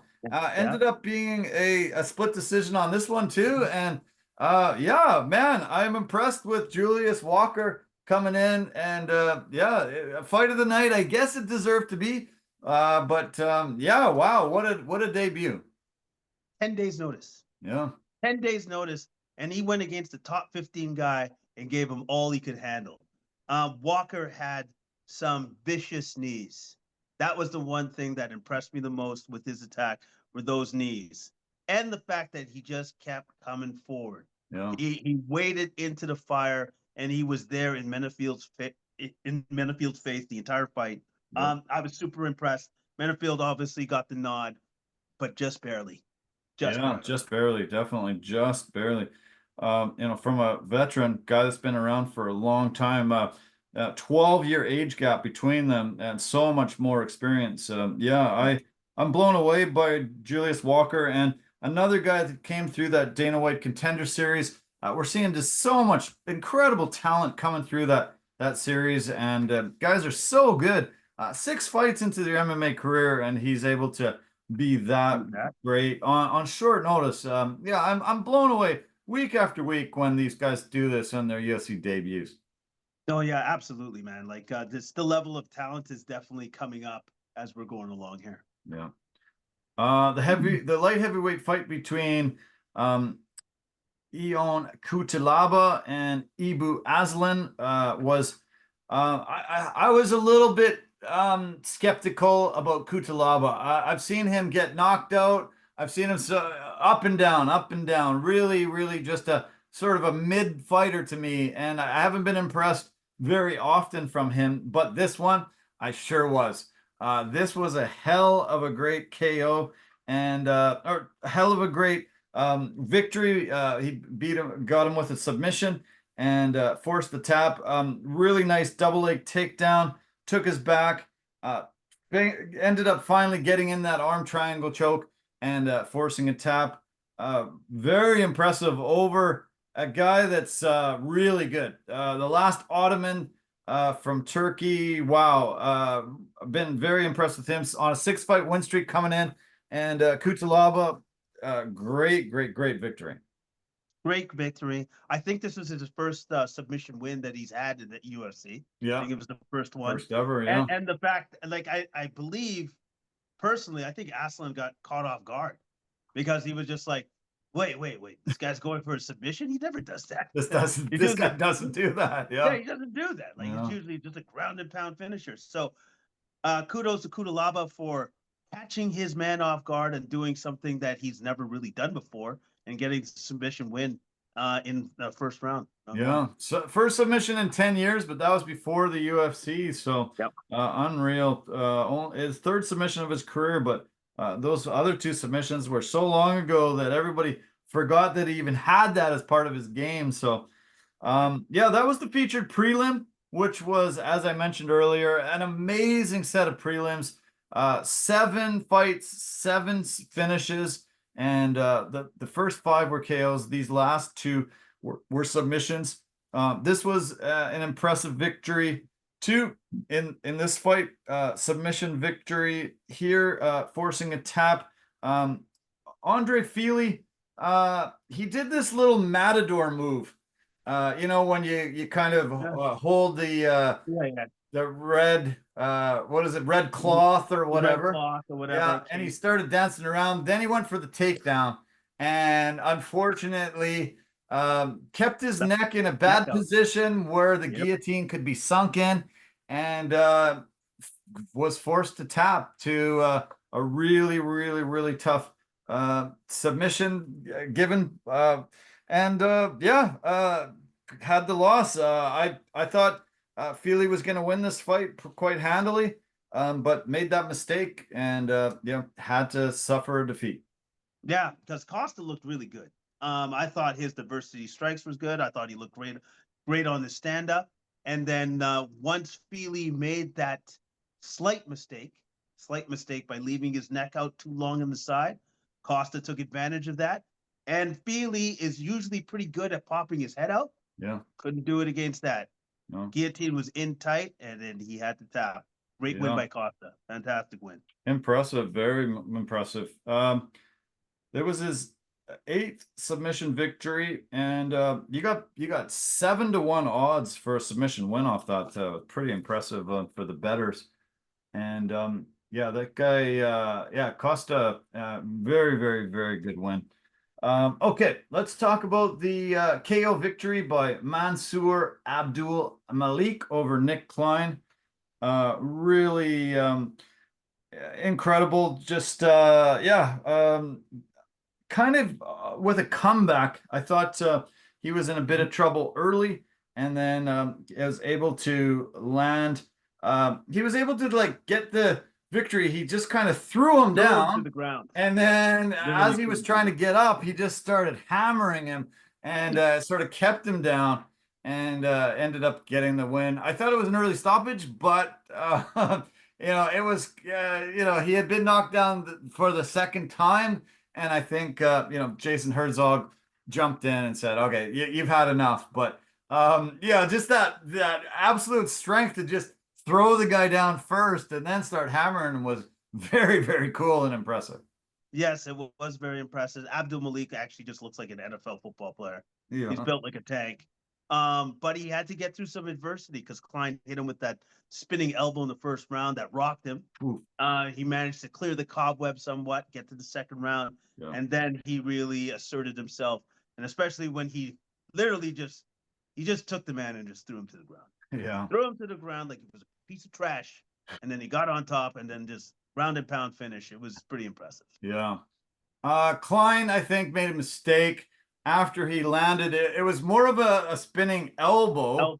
Yeah. And he was trying for the back fist, but it ended up hitting him with the elbow. Once he was wobbled, I think he should have just kept Jumped hitting on him, and he forced a takedown. And I think that gave Abdul Malik the chance to recover. And then, after that, it was a victory. So Klein, maybe will go into next fight, realizing once he gets a guy hurt, stay there, throw as much combinations, and try to land as much as he can on the feet instead of the takedown. I think it ended up costing him the fight. Yeah, absolutely. Abdul Malik ended up going and grabbing the mic and saying that he was really pissed off at Antonio Tricoli, who was supposed to be his opponent. He said that Tricoli signed on to be the fighter. 48 hours later, canceled off. He said, "This young guy, Klein, doesn't deserve the beatdown that I gave him. I hope Klein gets paired up against Tricoli and he can beat him up to say, screw you for pulling out of that fight and making me come in as late replacement." He goes, "If I could be matchmaker, that's who I'm matchmaking next." You know what? I think that's the first time I've ever heard a winner say the loser should take on the guy that I was actually supposed to fight and blame him for this ass whooping. Yeah. I thought it was an awesome call out. It was super funny and hilarious, and I hope they make that happen. Why not? Why not? Yeah, get your revenge on the other guy that was supposed to get knocked out. So, okay, Ricky Simone ended up getting 50K for his knockout. Really, really impressive. The guy was sleeping in Seattle. I noticed that movie was actually on TV on Saturday, and it was hilarious. About a couple hours later, he was sleeping in the cage, and it was not an early stoppage in this one. No, it most certainly was not an early stoppage. That was probably one of the cleanest right-hand crosses you'll ever see. And Ricky Simone, did he follow it up with a strike or did he not? I think he might have. Yeah. He did some hammer fists. Yeah, it was completely unneeded. Completely, because as soon as he touched his chin, Basharat was out. Yeah. Cold. Yeah. But Ricky Simone, being the finisher that he is, he goes, "I'm not sure he's out. I'm just going to hammer away until I get literally tackled off by the referee." Yeah, Mike Beltran was trying. Oh, yeah. He just wasn't there in time and took a couple unnecessary hammer fists. But he was out. He was out. That was incredible KO and unreal. Yeah. That was the first time Javid Basharat had ever been finished. Super impressive by Simone to get the KO victory. And he's from Vancouver too, Vancouver, Washington. Another one of those local guys. I did love seeing how a lot of Washington guys as well as Oregon guys. It's great to see how much talent is here in the Pacific Northwest. They should have included a fighter from up here too, but really nice to see tons of guys from around Seattle and this in that area. Yeah, definitely. And I believe they actually even showed Ed Short Fuse Herman was in the crowd, Yeah. showing his love and stuff. So it was cool. Yeah, it was very cool. Lots of great fighters from around here. Okay, you said you saw this fight. This was the first fight of the night. You saw Nikolai and Austin. Austin Vanderford was always known as Mr. Paige Van Zandt. Now he's finally known as UFC winner. Got a really great victory just near the end of the second round. Was able to just rain down shots and get the victory. Very, very, very impressive victory for his UFC debut, and no longer Mr. Paige Van Zandt. No, he's Mr. Vanderford now, and great grappling display. Obviously dominated in the grappling aspect in this fight. Yeah. Got the stoppage, got the ground and pound stoppage. Did not appreciate Beretinikov.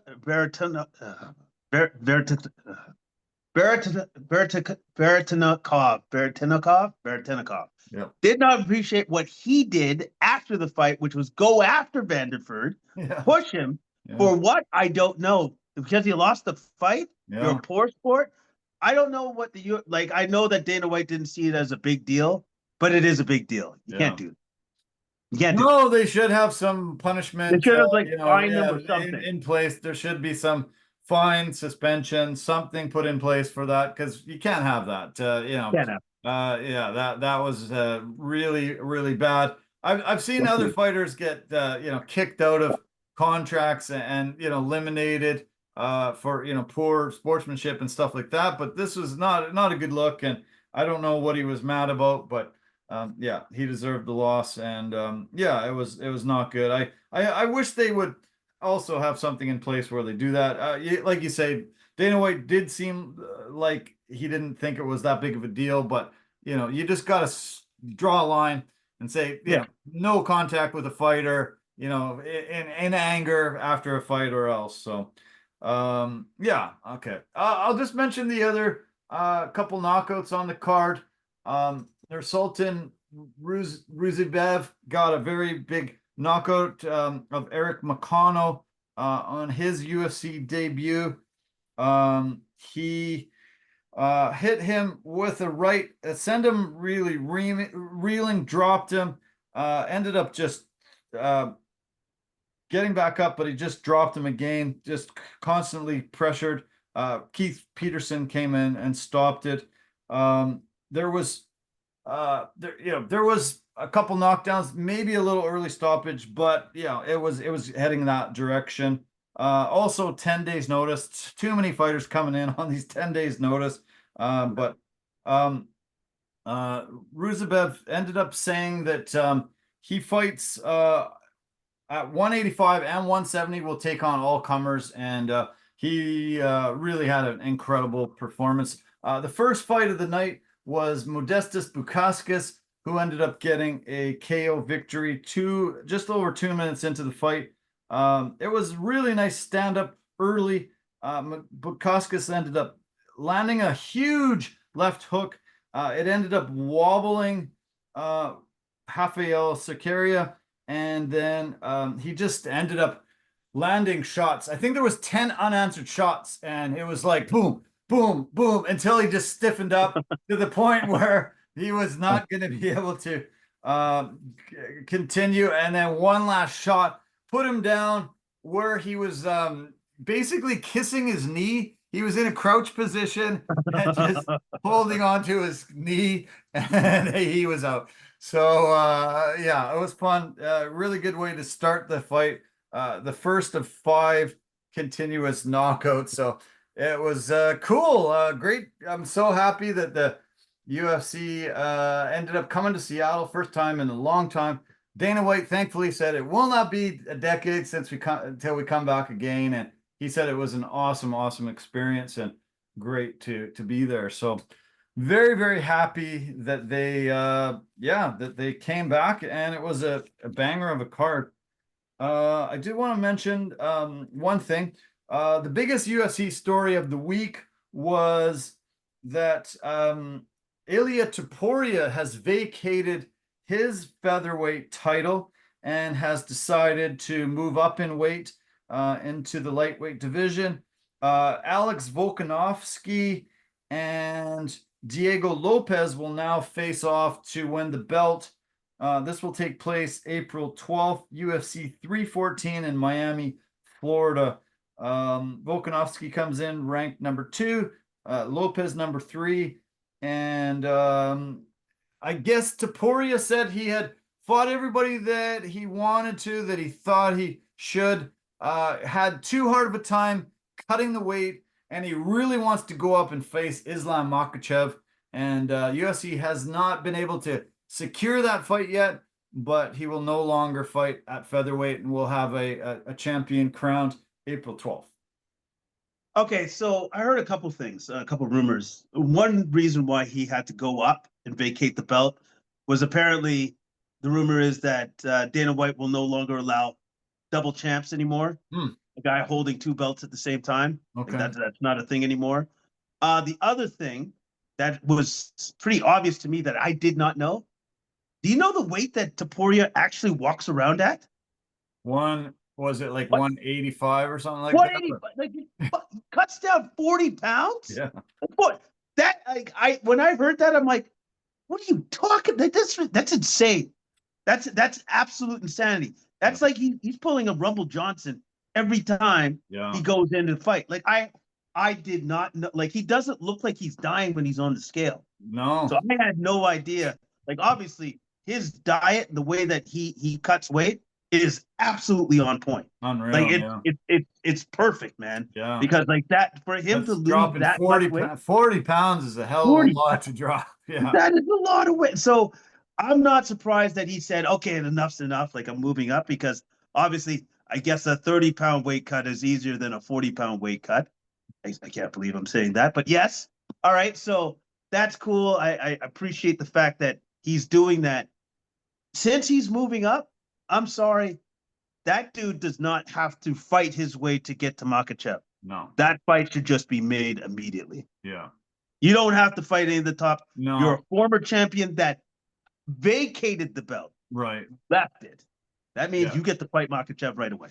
Yeah, you should never have to fight fights to get there. If you're a champion and you're moving up, you should have an opportunity at the belt right away. So And I believe for some reason Makhachev didn't seem to be on board right away, but I think they'll make that fight. You know what? Here's the great thing about Dana White. A lot of fighters are on board right away, and he still makes the fight. So yeah, he's gonna end up fighting him. That's the way it is. Now, do you think, as I personally think, that'll probably be his biggest test? Oh shit, yeah. Oh, because we know now that Topuria is actually, he'll be big for that weight division, because he was absolutely massive, obviously, for 145. So I'm super looking forward to that fight. Yeah, when I first heard Topuria make those call outs maybe 6 months ago or something, I was wondering, like, I don't know, I think that might be too much of a step up. But then as these things started coming out, where he normally walks around at, I'm like, oh, okay, wow, it'll be a lot closer than I would have ever imagined, because when I saw Volkanovski come up against Makhachev, you could see a difference. You could see there was a size difference there. So I didn't realize that with Topuria. So yeah, it makes me feel a lot more excited about it. Oh, a lot more excited. Like, geez, like Topuria could probably fight at 170. Probably be a smaller 170, but still, you walk around at 185? Yeah, man. Yeah. That's a lot of muscle, and that's a lot of density that he has to lose every time. So I like the fact that he said, enough's enough, no more 145. I'm doing 155 from now on in. Yeah, it'll be a healthier option for That'll be a super fight, and I hope they can make it happen soon. Yeah, it'll be incredible to watch. We've got a fight card this Saturday taking place at the stinking Apex. It's UFC Fight Night 253, Vegas 103. Prelims start early, 1 o'clock Pacific, 4 o'clock Eastern. Main card, 4 o'clock Pacific, 7 o'clock Eastern. This is Starboy Manel Cape. He was supposed to fight Brandon Royval in this fight. Royval ended up suffering from a really bad concussion in training. That was his second concussion in the matter of a few months. He also had been dealing with an MCL tear, bad knee injury, and some shoulder issues, so he's out. Abu Albumayev is in, and he was supposed to fight on this card as well against Steve Ursig, which they ended up putting Ursig onto a card soon, but now Amabayev is in there. Kape is ranked number 6 in the division, and Almabayev is number 8. Both hell of a good fighters. This should be a really fun main event. I think it was a good find to make a replacement, and yeah, I think we'll really enjoy this flyweight battle. Yeah, they did their best. It's a good switch. I think Kape still comes out as the winner of this fight with his superior movement and his great striking skills. Kape sits at 20-7 in the MMA. Amabayev's 21-2, but Kape's won 5 of his last 6. Last fight it was a TKO win over Bruno Silva in December back in Tampa, and Kape is the only fighter ever from Angola. He trains in Thailand.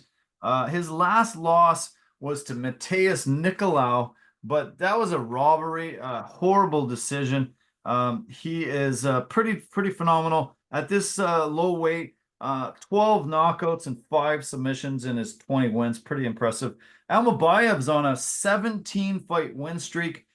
He's 4-0 though in the UFC. He beat Nicolau, Jose Johnson, CJ Guevara, and Ode Osborne on his roll. All of his fights have been since August of 2023, so he's only been in the promotion about a year and a half, so many people might not totally know him, but he is a hell of a good fighter, and as I said, 17-fight win streak, overall 4-0 in the UFC. Yeah, could be a really good battle. Steve Ursig is now facing Brandon Moreno in the main event of UFC Fight Night Mexico City. That takes place in just under a month, March 24th, so very soon. The main event, not super excited for it because I think both fighters are kind of journeyman guys, but should be a banger, probably a KO happening. Both guys don't really employ a defensive tactic. They just go for it, and probably one of them's getting knocked out. Yeah, between Brundage and Marquez, and yes, I'm going to give the edge to Marquez in this one. I think he's going to be the one to come out on top because I believe out of the two fighters, he's the one that has the real dynamite in his hands. So if he's the one most likely to knock out Cody Brundage, I believe. Okay. I'm also looking forward to the Nasrat Hakparas and Esteban Ribovic fight. That should be a good banger, and yeah, I think fairly decent card. And as we saw last week with Seattle, even though they had tons of fights fall off, we still had a really great fight. And yeah, I'm sure we're going to be able to talk next week at all the good battles that took place. Absolutely. Hopefully these guys can keep the ball running and get some more knockouts, some more stoppages, some more submissions, some more exciting fights. Last thing I want to mention before we sign off for the night is the big boxing match that took place down in Saudi Arabia over the weekend. 7 title fights on the card, super stacked card. But let's just focus fully on the main event. We had a rematch between Dmitry Bivol and Artur Beterbiev in a really amazing battle. This was for the 4 belts and a highly anticipated light heavyweight rematch. Great fight that ended up going to a decision. Ended up a majority decision to Bivol. One of the judges had it 116, 112. One had 115, 113, and one of them had a draw 114. 114. I thought Bivol won the first 3 rounds. Then Beterbiev ended up taking rounds like 4 through 7. Then I thought Bivol took over and won like 8 through 12 and took it over. I agreed with the wider decision, and it was a great fight. Nice to see Bivol get revenge of his only loss to Beterbiev from before, and it sets up well for a trilogy fight in the future. Everybody likes the trilogy fights. I love the fact that Bivol came back in that fight when Beterbiev was coming on in the middle rounds. Looked like had Bivol in trouble at points in time. Bivol managed to rally, comes back hard in those last couple of rounds, wins those rounds, wins the title. How about this? If there's one thing I've always noticed about like boxing matches at this level, it matters and it's important when other like champions come to watch the fight. Yeah. Which was like Anthony Joshua was there, but Terrence Bud Crawford was there. Usyk was there.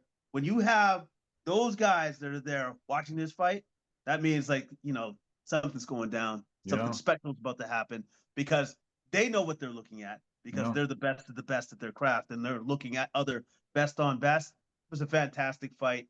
And I am super excited and I can't wait to see the third fight. I can't wait.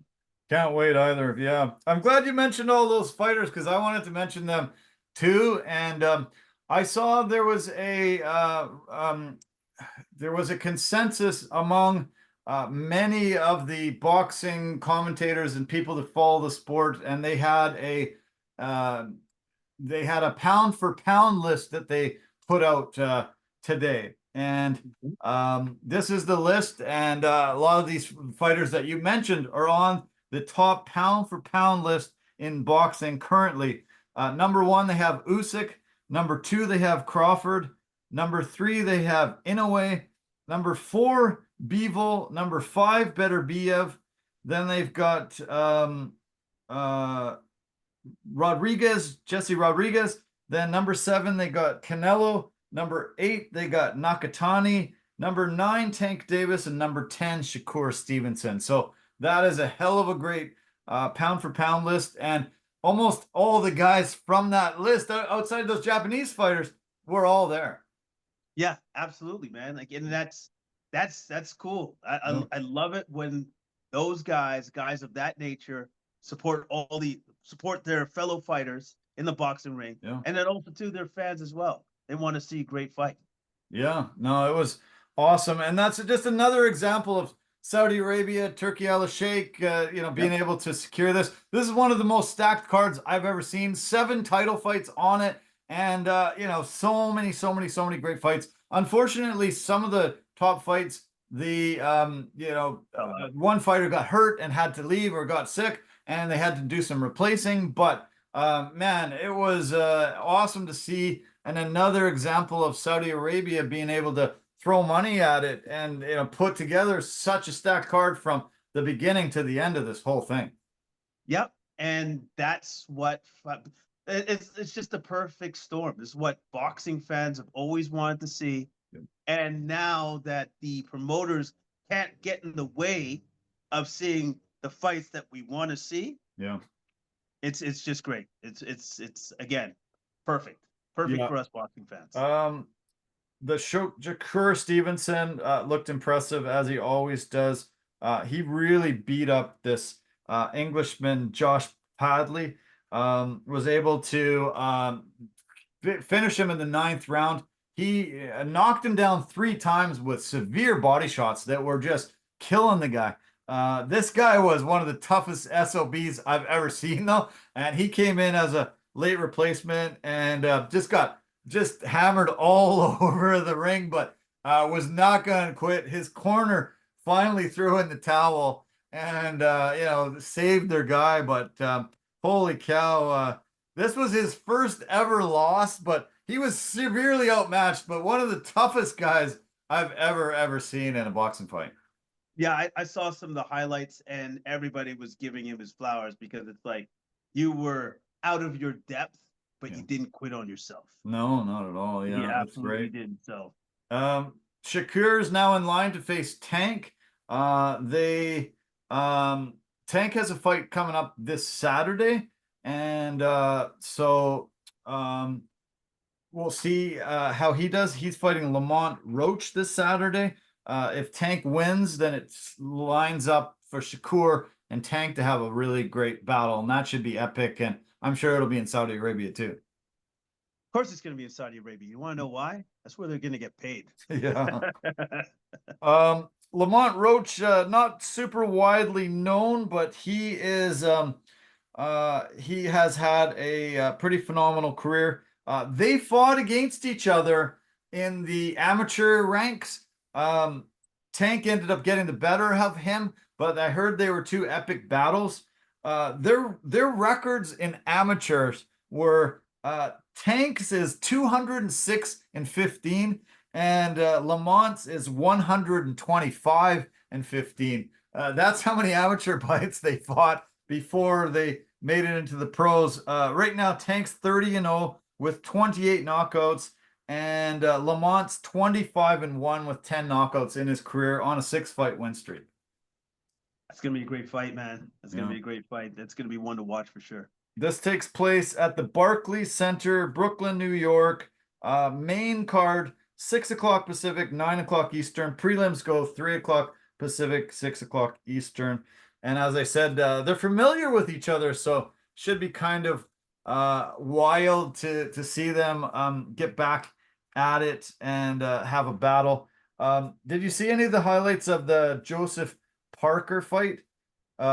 He had to he brought in the guy was that replaced that came in 48 hours notice, arrived like, I think he had to fight like something like 12 hours after he arrived or something. He was 315 pounds. He definitely wasn't training and wasn't ready to fight, and it was kind of brutal that they let Parker beat him up and KO him. The guy did not look like he was in fighting shape.